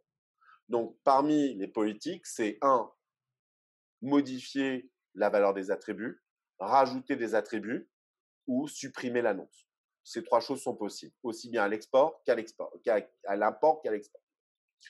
Alors, ce que je vous propose, c'est de voir des exemples, hein, aussi bien pour l'import que l'export. J'ai pris quelques exemples concrets qui utilisent des attributs spécifiques. Donc, je vous propose de regarder les exemples. En tout cas, on va voir que les décisions sont prises selon cet ordre ici qui a été donné. Et ça, il faut que vous l'appreniez par cœur. Première chose à faire, c'est toujours regarder s'il y a un attribut qu'on appelle l'attribut localpref et que selon cette valeur, la plus grande l'emporte. À quoi ça sert le localpref? On le verra après. Si jamais la valeur des localpref sont identiques ou s'il n'y a pas de localpref, la prochaine à prendre, c'est considérer la longueur de l'ASPAF en comptant le nombre de numéros contenus dans l'ASPAF. Si j'ai égalité entre les ASPAS, je vais passer à un autre attribut qu'on appelle le MED. Et encore, le MED ne s'applique qu'à condition que les annonces aient été reçues d'un même AS voisin. On va expliquer ça tout à l'heure. Si jamais il n'y a pas de MED ou si les MED ont une valeur identique, je passe à ce qu'on appelle l'IGP ou le GP. Ça veut dire quoi? C'est que si jamais j'ai une route qui a été annoncée par un voisin pour un préfixe, par un voisin interne ou par un voisin extérieur, la route qui l'emporte toujours est celle qui passe par mon voisin externe. C'est comme ça. Si jamais les deux routes proviennent, par exemple, de routeurs voisins en interne, je vais choisir celle dont l'IGP, la distance en nombre de sauts, si j'utilise RIP ou SPF, le coût, qui est la plus courte. Donc là, si IGP2 est plus petit que IGP1, je vais passer par qui du coup? Allez-y, je vous écoute. Je passe par 1 ou 2? Et oui, je choisis ce chemin-là. Donc, c'est-à-dire que le trafic va passer par là. Et si jamais tout ça ne marche pas parce que les coûts sont égaux, dans ce cas-là, je vais grosso modo tirer au hasard. C'est regarder l'adresse IP de ces deux routeurs et prendre l'adresse IP la plus petite. Enfin, c'est même le next hop normalement que je regarde. D'accord? Comme d'habitude, à la fin, il faut toujours en choisir une. Je vais me baser sur les adresses IP. On est d'accord avec ce processus, donc rappelez-vous juste de l'ordre. Même si là, je vous ai parlé de valeurs, vous allez me dire, ouais, mais d'où elles viennent ces valeurs? Elles sont configurées, d'accord? Alors, regardons les exemples. Donc là, je vous détaille ce que je vous ai mis sur l'autre transparent, donc ça vous permet de lire. Donnons-nous ce schéma ici, d'accord? Donc ici, j'ai quoi? J'ai combien d'AS? J'en ai 4, d'accord? Et on va imaginer que dans ce schéma-là, on a un préfixe qui est situé dans la S4. C'est un /16. Vous voyez le /16 ou pas? Tout en haut en orange. C'est bon? Ok, Gabriel. Alors, du coup, merci Youssef. Hao. Très bien. Donc, qu'est-ce qu'on va faire? Effectivement, ce préfixe doit être joignable. Il faut que je reçoive du trafic. Donc, du coup, ce que je fais, c'est que je vais annoncer des annonces. Je vais envoyer des annonces. D'accord? Donc là, les annonces ont traversé les différentes AS. Donc, on voit bien qu'ici, hein, l'AS Pass a été mis à jour, que le Next Hope, c'est bien celui-là. Ici, pareil, le Next Hope, c'est lui. Et l'AS Pass a été mis à jour. OK? Donc, ça veut dire que lorsque je vais regarder ce routeur, il a reçu combien de routes, s'il vous plaît? Il a reçu combien de routes possibles? 2. Il faut faire un choix. Il faut faire un choix. Donc, rappelez-vous de la liste qu'on avait avant. Qu'est-ce qu'on doit regarder en premier?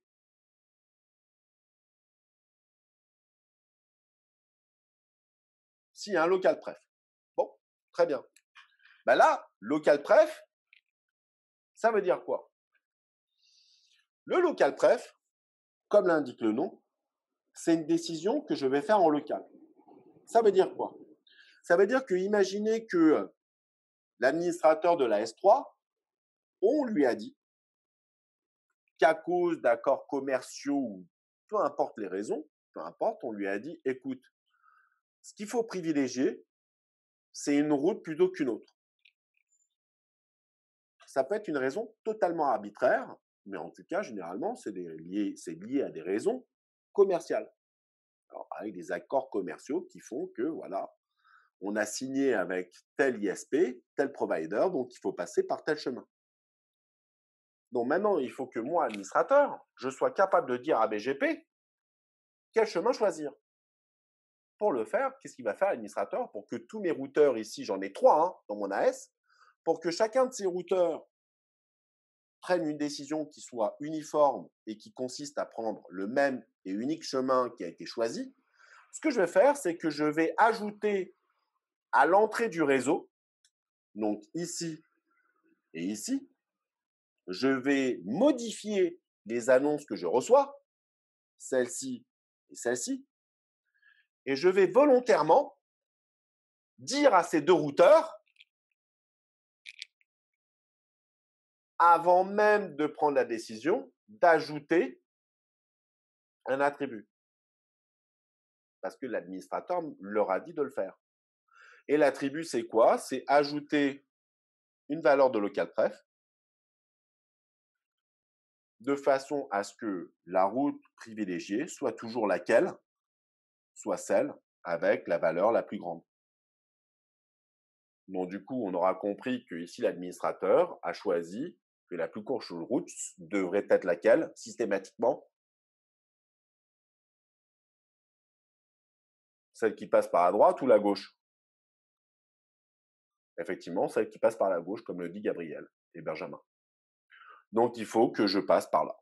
À cause du local pref. Mais à nouveau, est-ce que les routeurs l'ont deviné? Ça, non. Ils le savent parce que les administrateurs leur ont dit de rajouter un attribut qui permet, dès lors, quel que soit le nombre de routeurs que j'ai dans mon réseau, dès lors que je reçois 2 annonces par ces points d'entrée, je vais propager la valeur du local pref à tous les routeurs qui tous vont prendre comme chemin le chemin vert. Est-ce qu'on est d'accord?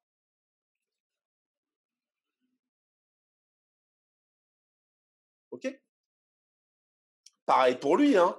Après coup, ces annonces sont envoyées à lui. Lui, du coup, il va choisir quel chemin, s'il vous plaît? Et pourquoi il va choisir ce chemin-là? Il va recevoir le local pref qui a été défini à gauche à 200, à droite à 100. Donc lui aussi, il va passer par là. Donc ça veut dire que tout mon AS va faire sortir le trafic, OK, vers l'est, vers l'ouest. D'accord? Donc grâce au local pref. Alors vous allez me dire, ouais, mais il n'y a rien de magique là-dedans. C'est la configuration de merde. Ben, BGP, c'est ça. On est d'accord? Donc, il faut que quelqu'un dise à l'administrateur et au routeur de quoi faire. Est-ce que c'est BGP qui a choisi que la S1, c'est mieux que la S2? Est-ce que ça a été automatisé? Non, c'est purement manuel. Donc, BGP, ça ne fait rien d'autre. On est d'accord? Donc, ça tue un rêve, là. Hein. Ah ouais, bah, c'est basique. OK? Bon, donc ça, c'était une façon de faire. Alors, imaginons maintenant que je rajoute un AS supplémentaire ici et que donc l'annonce que je vais recevoir de part et d'autre, et soit reçu, mais cette fois-ci, sans qu'aucun des routeurs ne rajoute un local pref. Donc, s'il n'y a pas de local pref et que je reçois ces deux annonces ici, quel est le meilleur chemin? Et pour quelle raison, s'il vous plaît? Je vous écoute.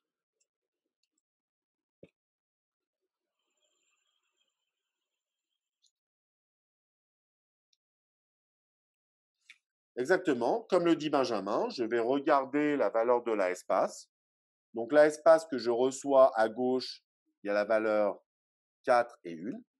La espace que je reçois ici, c'est la valeur 2, 5 et 4. Donc, du coup, le plus court, c'est celui de gauche. Donc là, oui, effectivement, BGP se base sur la valeur d'un attribut qui n'a pas été calculé, qui n'a pas été figé manuellement,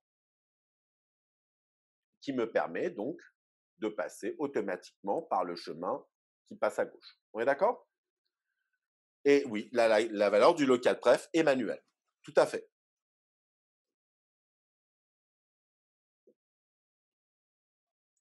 Tout à fait. D'accord? C'est comme ça. Donc, ouais, ça paraît stupide, mais c'est comme ça.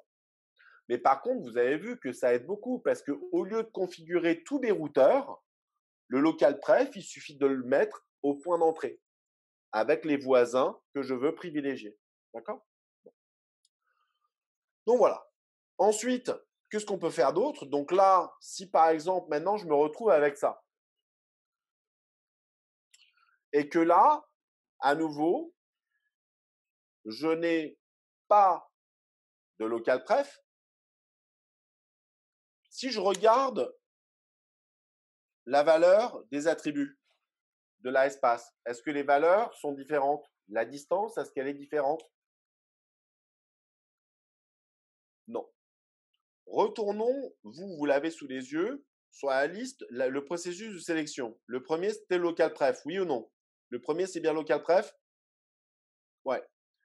Est-ce que là, on a un local pref? On a dit qu'on n'a pas mis de local pref. Le deuxième, c'est quoi? La espace. Est-ce que là, la espace permet de sélectionner une route? Non. Le troisième, c'est lequel, s'il vous plaît? Bah là, il n'y a pas de med. Donc, le med, on oublie. Passons au suivant. C'est quoi le suivant?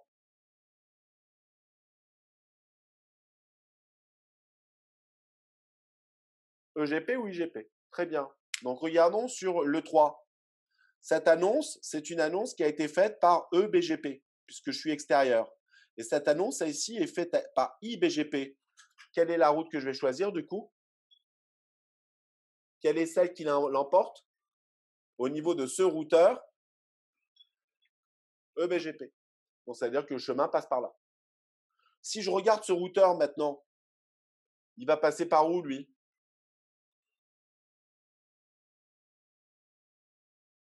Donc, lui aussi, hein, il reçoit une annonce comme ça, il reçoit une annonce ici. Donc, laquelle il va choisir, s'il vous plaît?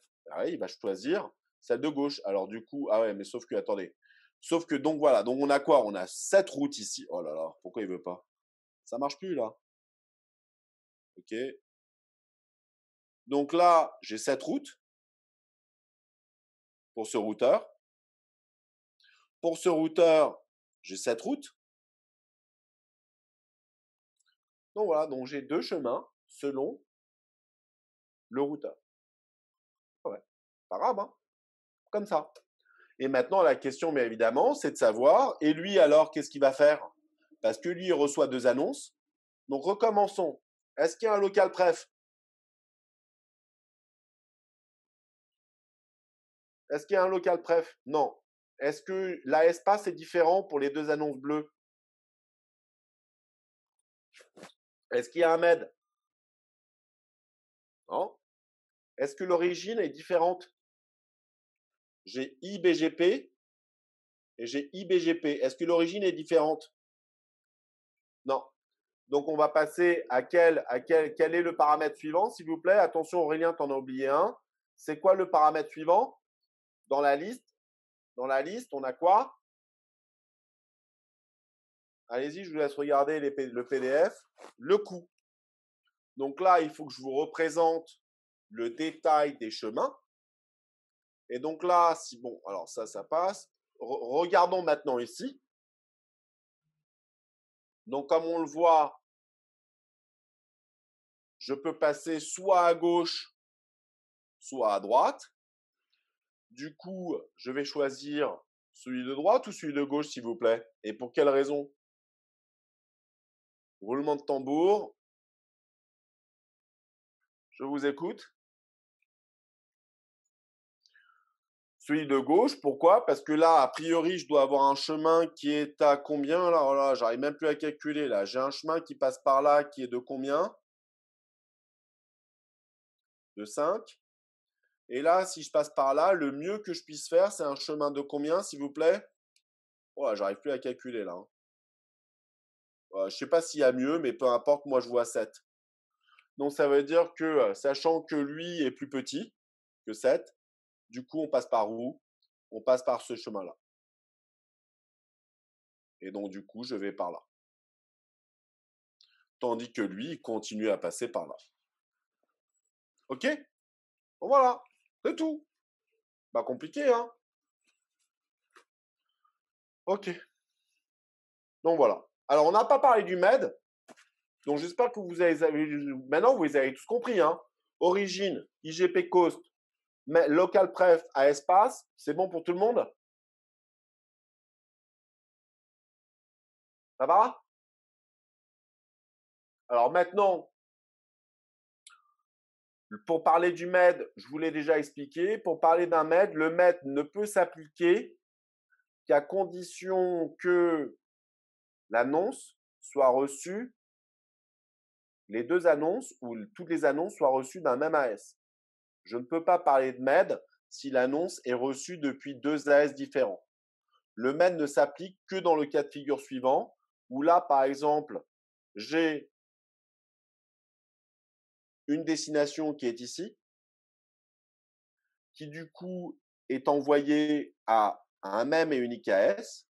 Et le but, c'est de faire quoi? Et là, c'est nouveau. Et là, vous allez voir que c'est assez intéressant. C'est que typiquement, ce que je vais faire, c'est me dire que maintenant, la S4, il va choisir soit à gauche, soit à droite. Et moi, en tant qu'AS ici, je voudrais pouvoir influencer le choix de mon voisin.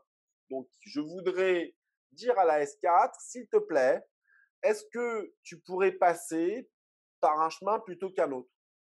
Ben, pour influencer le choix de la S4, je vais mettre une valeur de MED dans mon annonce. Je vais rajouter un attribut.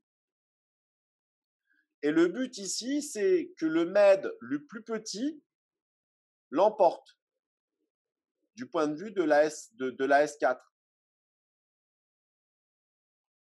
Donc, pour que la S4 passe par un chemin plutôt qu'un autre, je vais spécifier des valeurs qui vont influencer un chemin plutôt qu'un autre. Donc, moi, en tant qu'AS ici, je vais mettre un MED de 4 et lui, il va mettre un MED de 7.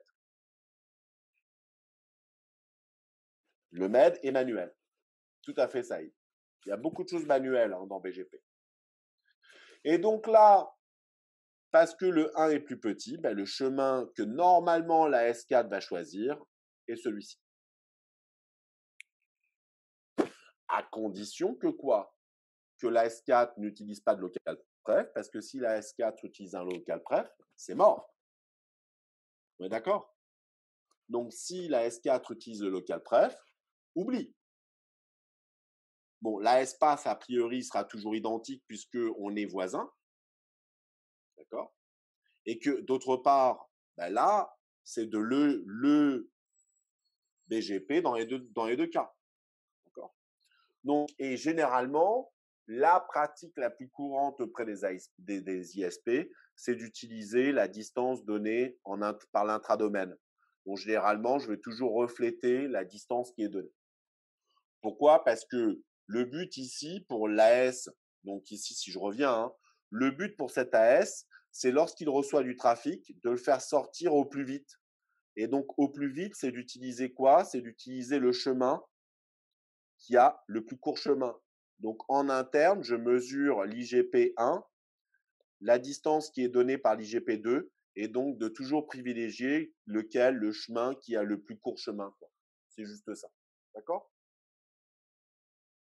Oui, c'est ça. Ah, une façon simple, une heuristique pour donner une valeur qui fasse du sens, c'est d'utiliser la distance en interne. Même si tu n'es pas obligé de le faire, généralement, c'est une bonne pratique. D'accord? Ok? C'est quelque chose d'assez courant. Donc, qu'est-ce que vous avez tous compris maintenant comment on utilise les attributs? C'est bon? Est-ce que vous avez des questions?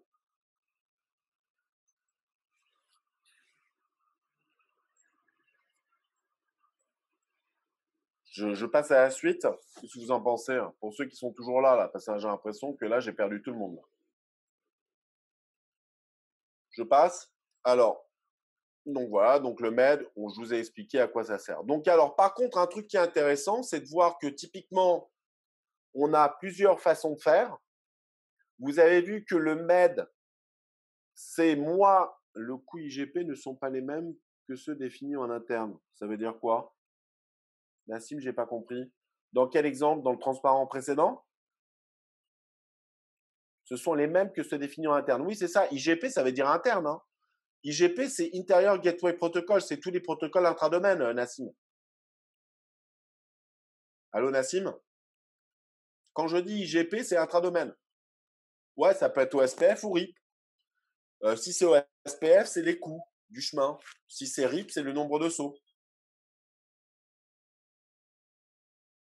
Il faudra définir d'autres. D'autres quoi? J'ai pas compris.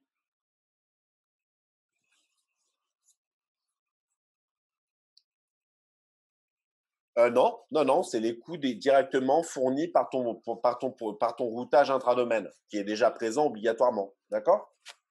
Non, tu n'as pas besoin d'auto. Okay. Alors, par contre, ce qui est intéressant, c'est comme vous le voyez dans BGP, la manipulation des attributs permet de faire des choses différentes, notamment concernant le trafic entrant ou sortant. Donc, regardons ce qu'on a vu. Quand je suis un AS, d'accord, lorsque j'utilise le local pref sur mes points d'entrée, ça permet d'influencer quel type de trafic? C'est le trafic entrant ou sortant? Lorsque je configure un trafic un local pref en local, c'est pour le trafic de données sortant ou entrant? Trafic sortant, n'est-ce pas? Parce que généralement, ce sont des annonces que je reçois de mes voisins. Et si je mets un local pref, c'est pour influencer le trafic sortant. Vous avez compris? C'est bon? Pareil pour la espace. Si je regarde la espace, normalement, ça permet. Alors, la espace, je reviendrai tout à l'heure parce qu'on n'influence pas tout de suite. Donc, on a le local pref. Par contre, lorsqu'on a vu le MED et que moi, je fais du MED en local, je définis le MED en local, ça permet d'influencer quel type de trafic? C'est le sortant ou l'entrant? Quand je fais le MED, je le mets dans mes annonces dans le but d'influencer le trafic entrant. Tout à fait. Donc là, c'est entrant. Là, c'est sortant. D'accord? Une autre chose qu'on peut faire, et que je ne vous ai pas montré, et ça, c'est un truc de Sioux, hein, c'est que au lieu de mettre un MED, ce que je peux faire aussi, donc si ça, c'est l'AS1 et ça, c'est l'AS2, ce que je peux faire dans mes annonces, c'est faire la chose suivante.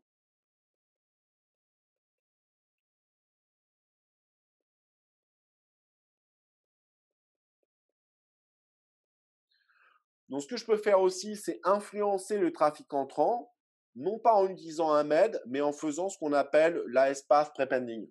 C'est-à-dire que je peux simuler un chemin plus long en utilisant cette astuce. Ce n'est pas très propre, mais on a pu observer que certains ISP le font. Mais là encore, c'est de l'entrant. OK? Donc, c'est pour ça qu'ici, ce que je vous montre, hein, et je nettoie, c'est que effectivement, lorsque j'utilise le local pref ainsi que les autres attributs, ça permet d'influencer comment le trafic va sortir. le trafic sortant. OK? Donc, tout ça, c'est le trafic sortant. Par contre, tout ce qui est MED et pré-pending, c'est le trafic entrant. D'accord? Juste pour vous montrer que House, l'IGP Coast, attention, c'est pour le trafic sortant. Donc, regardez. Donc, à nouveau, on a dit que lorsque tu reçois une annonce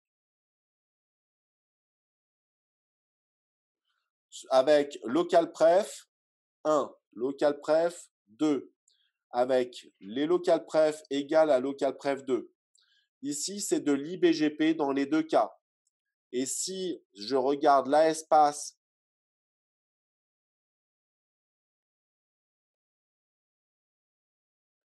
d'accord? Qu'est-ce qu'on est obligé de faire pour définir du meilleur point de sortie ici? Quelle est la politique qui va l'emporter, s'il vous plaît?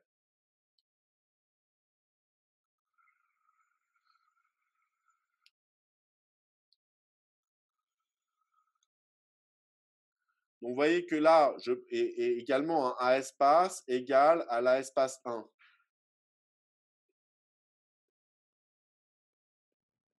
C'est quoi qui va l'emporter? C'est l'IGP.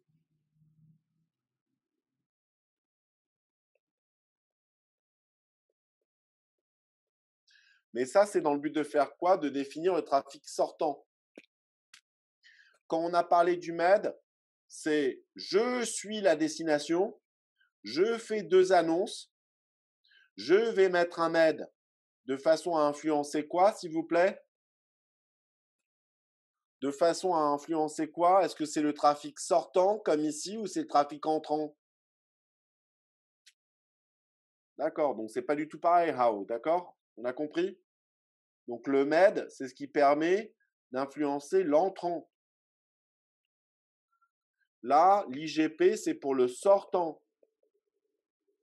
Bien sûr, pour configurer la valeur des MED, je peux regarder l'IGP en interne. D'accord? Donc ça peut apparaître similaire, mais ça ne l'est pas. Bon, je vous laisse relire, je pense que les transparences sont clairs. Alors, comme on l'a expliqué, donc tout ceci est mis en place de façon à refléter les politiques commerciales, les accords commerciaux. Et si on regarde dans l'Internet, et encore, c'est des choses qu'on devine, hein, qui ne sont pas forcément publiques, c'est qu'on a principalement deux, bon, les autres, j'en parlerai pas parce que bon, c'est du détail, mais principalement, on a deux types de relations. On a les relations client-provider et les relations qu'on appelle de peering.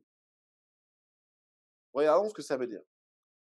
Bon, ça veut dire que là, moi, lorsque je suis l'AS1, d'accord, et que je souhaite joindre une destination, je peux recevoir des annonces au travers de voisins avec lesquels j'ai des relations commerciales diverses.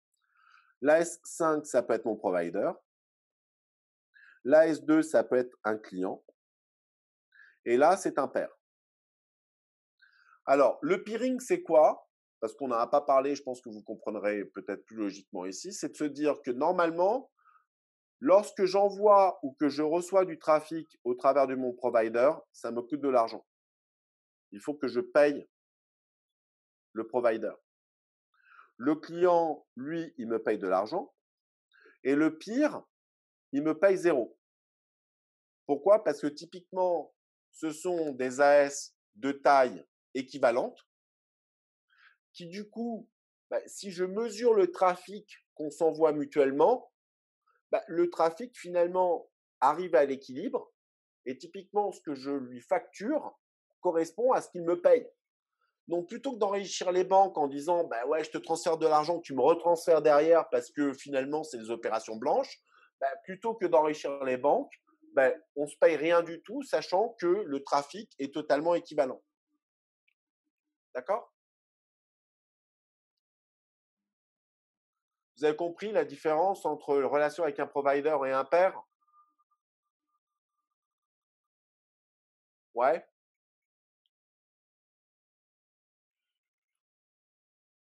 Donc maintenant, si vous avez compris, ma question est la suivante. J'ai le choix entre 3 chemins. Il faut en choisir un, sachant que les relations que je peux avoir avec des AS peuvent être soit des relations avec un provider, un client ou un pair. Parmi ces chemins-là, lequel je vais privilégier, s'il vous plaît?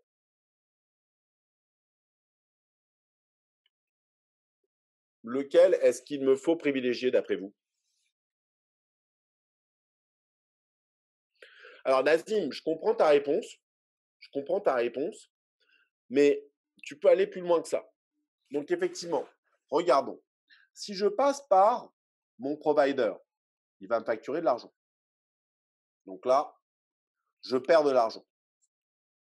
Là, si je passe par lui, effectivement, là, c'est 0. Donc ça ne me coûte rien du tout. Mais cependant, attention, si je commence à utiliser ce lien-là, il faut toujours que je le fasse dans l'optique de rester à l'équilibre. Parce que si à un moment donné, j'envoie plus de trafic que lui m'envoie, il va commencer à facturer. Donc, c'est des relations que je veux garder le plus longtemps possible en les préservant sans surcharger ce lien. On peut splitter les AS. Non, Aurélien. Non.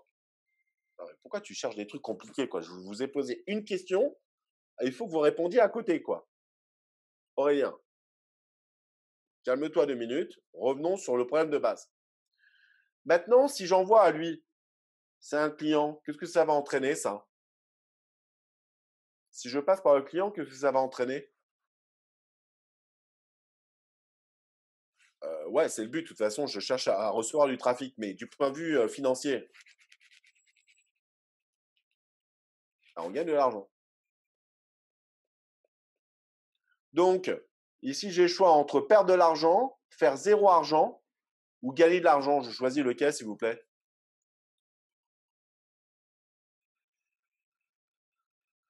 Exactement. Et donc, c'est pour ça qu'on appelle ça, dans l'Internet, le Customer Preference.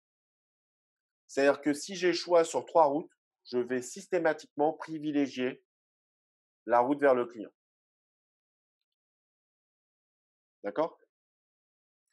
Donc, ça veut dire qu'il faut que je privilégie celle du client. Pour le faire, pour l'implémenter, sachant que je reçois des annonces qui proviennent de chacun d'entre eux, des annonces de route, je veux dire,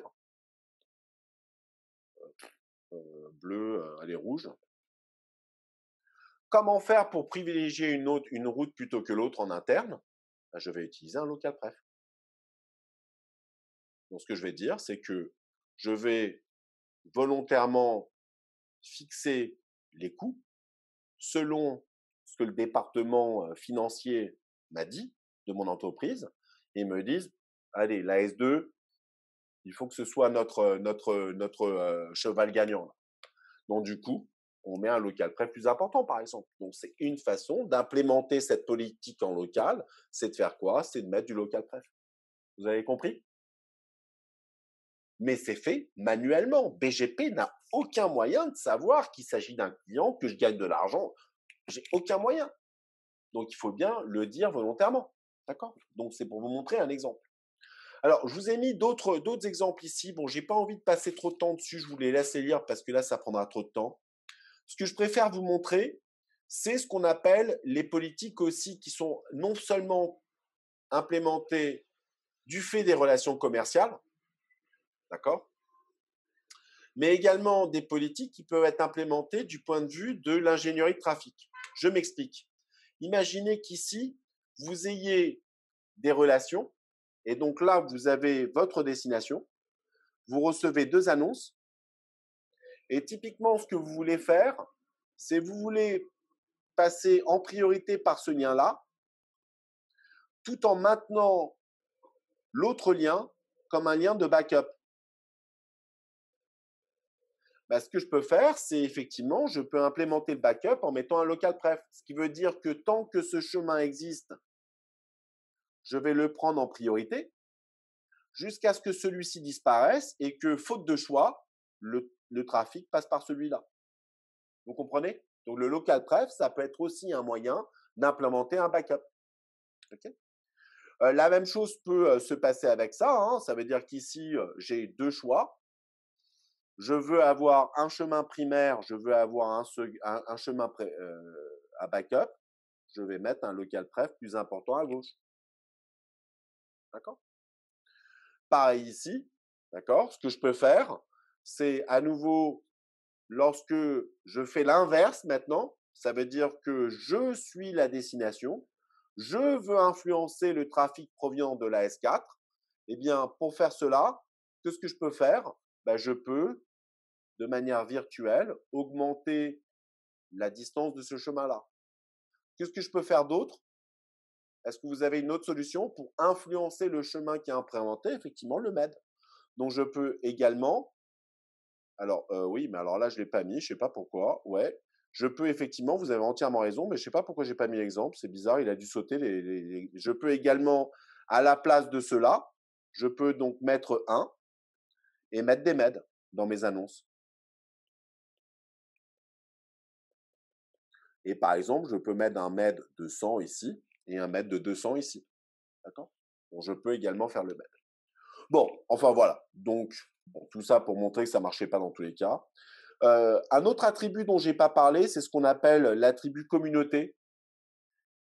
Et l'attribut communauté, je vous en parle rapidement, même si c'est quelque chose qui est assez bizarre. Donc, en tout cas, c'est une valeur qui est sur 32 bits. D'accord? Et elle est découpée en deux.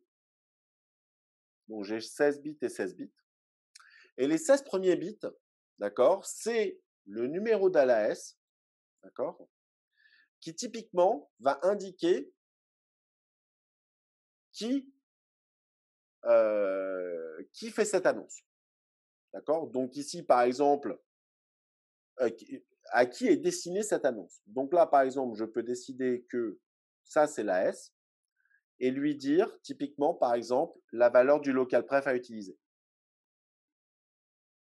Donc, par exemple, imaginez que je sois là. D'accord? Et que typiquement, l'AS2 doit configurer un local pref en local de façon à refléter les relations qu'il a vers un père ou vers un client. Vous voyez que le problème là, c'est que si la S2 applique ses propres politiques à lui, normalement, il est censé mettre quelle est la valeur qui doit être plus grande de son point de vue.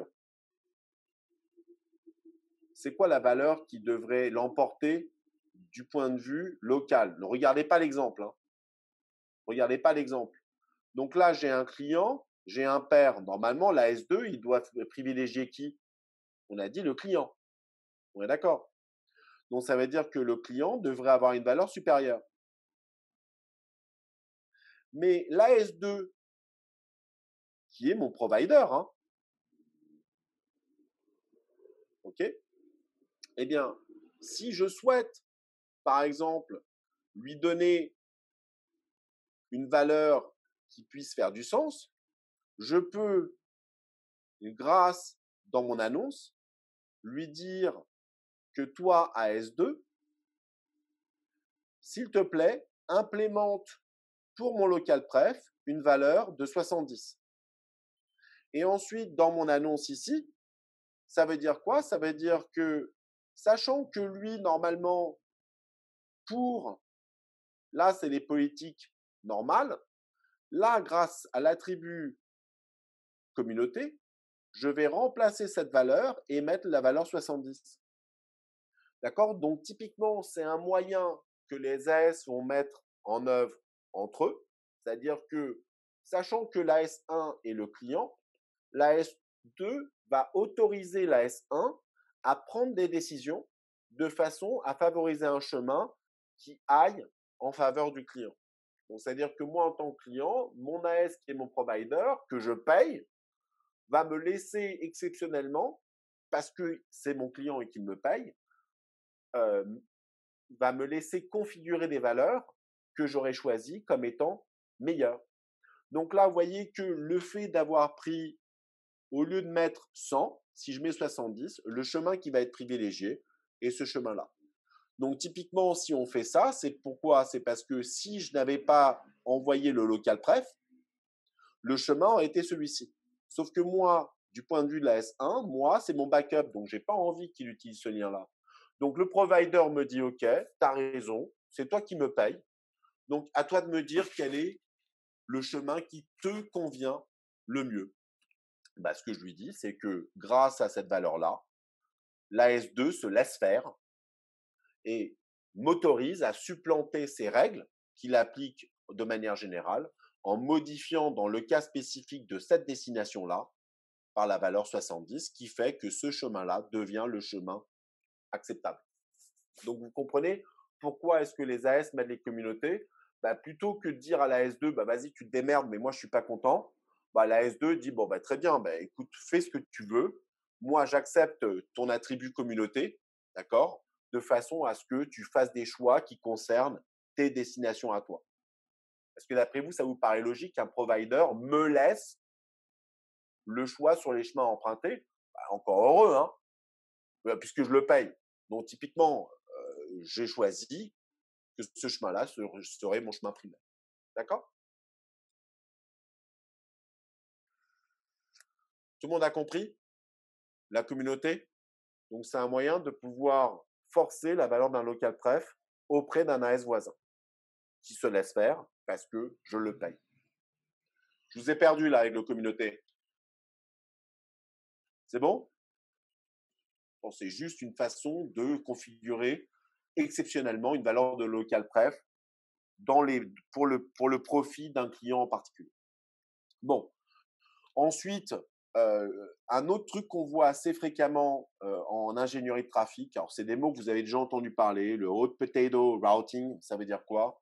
Ça veut dire que typiquement, ce qu'on cherche à faire, et c'est ce qu'on fait notamment avec le MED, c'est qu'on cherche à se débarrasser du trafic en empruntant le chemin le plus rapide. Donc, ça veut dire quoi? Ça veut dire que là, je reçois du trafic, d'accord? J'ai le choix entre passer par là ou par là. Ben moi, de mon point de vue, quel est mon intérêt en local? Mon intérêt à moi, c'est de passer par quoi? Est-ce que c'est de traverser le chemin le plus rapidement pour que le trafic parte, ou le chemin le plus long qui va consommer encore plus de bande passante? Ben, l'intérêt, c'est de passer par celui-ci, n'est-ce pas? Sauf que regardez ce qui peut se passer maintenant. C'est que si moi, la S1, je choisis le plus court, ben, rien ne me garantit que lorsque j'envoie ma requête, finalement, lorsque je reçois le fichier qui, lui, peut être beaucoup plus volumineux que la requête, rien ne m'empêche que je me prenne finalement à mon propre jeu et que typiquement, si lui fait aussi du hot potato, je me retrouve avec un chemin super long qui est emprunté par le plus gros fichier. Vous comprenez? Donc, du coup, généralement, ce qu'on va faire, c'est pour jouer à un jeu équitable, on va utiliser un MED, d'accord, qui permet du coup d'influencer le choix de la S4, qui se trouve être par exemple mon provider, et on le voit au travers des points, d'accord, de façon à lui dire, bon, bah, tu es bien gentil, mais parce que je te paye, bah, tu n'as pas intérêt à faire du hot potato parce que moi, ça me coûte cher. Même si toi, ça t'arrange, moi, ça ne m'arrange pas. Donc, si tu ne joues pas le jeu, moi, je change de provider. Donc, du coup, le provider dit, OK, dis-moi ce qui t'arrange. Donc, je mets un MED. De façon à ce que j'influence un chemin qui n'est pas forcément le meilleur pour la S4, mais la S4 se prête à mon jeu parce qu'il est mon provider. Donc, comment faire pour indiquer au provider exceptionnellement de ne pas faire du hot potato pour cette destination-là qui appartient à un de ses clients? Bah, c'est de faire le MED. D'accord? Donc, ça, c'est aussi comment faire du cold potato en utilisant le MED. D'accord? Donc, ça, c'est des pratiques que je vous montre qui sont très spécifiques, mais qui sont mis en œuvre par les ISP. Donc, tout ça, c'est pour vous montrer des exemples de comment utiliser les attributs, d'accord? Comment combiner les possibilités de BGP pour faire des exemples concrets qui s'apparentent à certains cas concrets. Donc là, je vous ai mis quelques exemples. Il y en a des milliards, hein, d'accord? Donc, si ça vous paraît pas probant, laissez tomber et apprenez BGP par cœur. OK? Bon, pour finir très rapidement, donc problème de BGP, donc on peut avoir des problèmes de convergence, d'accord? Pourquoi est-ce que des chemins peuvent être non disponibles? Bah, par exemple, si par exemple j'ai une session entre deux AS qui tombent, soit ça peut être le routeur, soit ça peut être le lien, et bien dans ce cas-là, vous voyez que tous les chemins qui passaient par ce voisin-là sont finalement non disponibles. Et il va falloir dire à tout le monde, attention, ce chemin-là n'est plus disponible. Donc, il faut faire un withdraw. Et donc, comme on l'a déjà expliqué, un des problèmes qui se pose, c'est que, il faut attendre que le keep alive que j'envoie, je les reçois plus pendant un certain temps. Donc, j'ai un keep alive timer. Donc, ça prend un certain temps. Il faut retirer les routes et une par une, annoncer quelles sont les routes qui ne sont plus actives. Et donc, ça prend du temps. Mais ce qui prend le plus du temps, comme on l'a dit, c'est le fait que, bon, j'ai le keep alive donc, qui dure 180 secondes. Donc, il faut attendre 180 secondes avant de se rendre compte que la session a été tombée. Et que du coup, il faut annoncer à tout le monde que les routes qui passaient par là, pour des destinations qui sont situées ici, ne sont plus disponibles. D'accord? Donc, il faut dire, attention, ces routes-là ne sont plus joignables. Pourquoi? Parce que j'ai perdu cette connexion-là. D'accord? Ce qui va se passer après, comme on l'a dit, c'est ce qu'on appelle l'exploration de chemin. Donc, ça veut dire que je garde en mémoire des chemins et que je vais utiliser les suivants. Ben, on peut prendre des exemples concrets, et là, c'est un exemple extrême, où finalement, ma destination, elle est située dans cette AS, et que typiquement, si je fais les annonces qui sont envoyées à tout le monde et propagées, ben, vous voyez que typiquement, cette annonce que j'ai propagée vers mes voisins, ok, eh bien, ça veut dire que si je découvre que cette AS n'est plus joignable, ben, ce qui va se passer, c'est que je vais retirer cette annonce. Du coup, je vais passer à la suivante. D'accord? Mais la suivante, au bout d'un certain temps, elle aussi va être retirée. Donc après, je vais recevoir une annonce qui me dit n'utilise pas celle-ci. Donc je vais passer à la suivante. Jusqu'à ce que lui me dise ah oui, mais attention, j'ai perdu la connexion, donc du coup, il faut la retirer.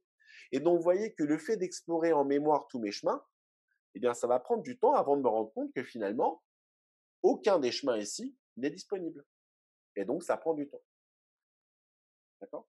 Donc, ça, c'est un des nouveaux problèmes qui est propre à BGP. Pourquoi? Parce que BGP garde en mémoire des chemins qu'il va falloir explorer jusqu'à ce que je reçoive des commandes de retrait. Et ça se fait progressivement dans le temps. Et donc, ça va prendre du temps à converger. D'accord? Donc, si j'ai éliminé le problème du comptage à l'infini, ici, j'ai le problème de l'exploration. OK? Donc, voilà. Alors, juste pour finir, il y a quelques anecdotes, parce que ce qu'il faut savoir, c'est que vu l'ampleur de BGP, ben, c'est des problèmes qui sont assez graves. Et là, j'ai pris un exemple en particulier, mais il y en a beaucoup d'autres que vous pouvez lire en ligne. Ici, c'était finalement, je ne sais pas si vous aviez vu en 2008, le Pakistan avait décidé de bloquer YouTube. Pour faire ça, bah, plutôt que de mettre en œuvre des firewalls, des ACL et compagnie, ce qu'ils ont fait, c'est qu'ils ont dit, bah, une façon simple, c'est peut-être en interne d'annoncer une route BGP qui est une route erronée, qui est un trou noir. C'est-à-dire qu'en local, un routeur va commencer à annoncer au sein du Pakistan le préfixe de BGP, de YouTube, de façon à ce que toutes les machines du Pakistan, plutôt que d'envoyer leur route vers la vraie destination, bah, vont l'envoyer en local vers un serveur qui est un cul-de-sac. Mais ce qui s'est passé, c'est que cette annonce qu'ils ont faite, d'accord, eh bien malheureusement, leur provider l'a annoncé au reste de l'Internet. Donc plutôt que de garder en local cette annonce BGP a été envoyée au reste de l'Internet. Et donc ce qui s'est passé, c'est que pendant une durée relativement longue, puisque l'annonce a été faite à 18h47, et finalement, la situation n'est revenue à la normale que plus de 2 heures après. Donc déjà, qui peut m'expliquer pour quelle raison est-ce que la route du Pakistan a été privilégiée plutôt que la route, comment on appelle ça, originale? Pourquoi? Effectivement, Parce que non seulement ils ont fait une annonce BGP, mais également ils ont annoncé un préfixe qui était meilleur. Donc du coup, il n'y avait aucun moyen que la route en /22 l'emporte sur le /24. Donc là, ça a été un gros problème. Et la seule solution qu'on ait trouvée pour que la situation se rétablisse au plus vite, c'est-à-dire que même si finalement on retire cette route, ça prend du temps de faire de l'exploration, de la retirer et tout. Et qui plus est, si tu la retires, il faut que l'autre l'emporte. Ce qu'ils ont fait, la seule solution qu'ils aient trouvée chez YouTube, c'est de couper leur préfixe en deux, de faire 2/25 et d'annoncer ces /25 de façon à ce qu'ils supplantent l'annonce qui était en /24. /24 qui a été finalement retiré par la suite. Mais la seule solution qui a été trouvée dans l'immédiat, pour être sûr que la situation revienne au plus vite, c'est d'annoncer un préfixe le plus long. Donc typiquement, ce qui est rigolo, c'est de voir des chemins ici. Donc comme vous le voyez ici, vous avez quoi? Vous avez le vrai YouTube, et là c'est l'AS du Pakistan. Là, vous voyez que tous les AS du monde ont été redirigés vers le Pakistan. Et que après avoir fait l'annonce en /25, etc., heureusement, les choses sont revenues à la normale, mais ça a pris plusieurs heures, quoi. D'accord? Donc, la route annoncée par le Pakistan a opéré comme un aimant. Okay. Bon, allez, il est tard. Donc, en conclusion, BGP est donc un protocole simple, mais qui résout un problème relativement compliqué, puisque c'est un protocole qui fonctionne à l'échelle de l'Internet, où il y a des centaines de milliers de réseaux différents, et que chacun a des objectifs qui peuvent être en conflit. D'accord? Et malgré cela, il faut quand même que cela converge rapidement. Donc, dans BGP, pour y arriver, on fait quoi? On annonce un préfixe dans un vecteur qui contient le chemin qui est le chemin en inverse que je choisis pour atteindre la destination. Que les annonces se font de manière incrémentale, c'est-à-dire que je fais une annonce qui reste valide jusqu'à ce qu'elle soit explicitement retirée. Que les politiques s'appliquent aussi bien à l'import qu'à l'export, et que en interne, BGP donc va redistribuer des routes au sein d'un même AS, et que typiquement, c'est le fait de merger l'étape BGP et l'étape des IGP qui me permet d'obtenir ma fibre. Que typiquement, j'ai le protocole qui est relativement simple puisque j'ai que 4 messages, d'accord, et que toute la fiabilité est garantie par TCP, mais ce qui est compliqué, ce sont les politiques. Que savoir comment spécifier des politiques, ce n'est pas une chose qui est très simple, qu'elle implique l'utilisation d'attributs, quels sont les bons attributs, quelles sont les bonnes valeurs, sachant que ces valeurs-là peuvent avoir des effets secondaires qu'il est difficile d'entrevoir, et que typiquement les interactions à distance sur des AS lointains est compliqué à prédire. D'accord? Donc typiquement aujourd'hui, les politiques sont utilisées principalement pour implémenter les accords commerciaux entre les AS, qu'il s'agisse de clients, de providers, de pairs et autres. Qu'elle permet aussi de faire de l'ingénierie de trafic, d'accord? C'est-à-dire savoir les liens de backup, les liens primaires, etc. Ou voir faire de la sécurité en évitant certains pays, par exemple.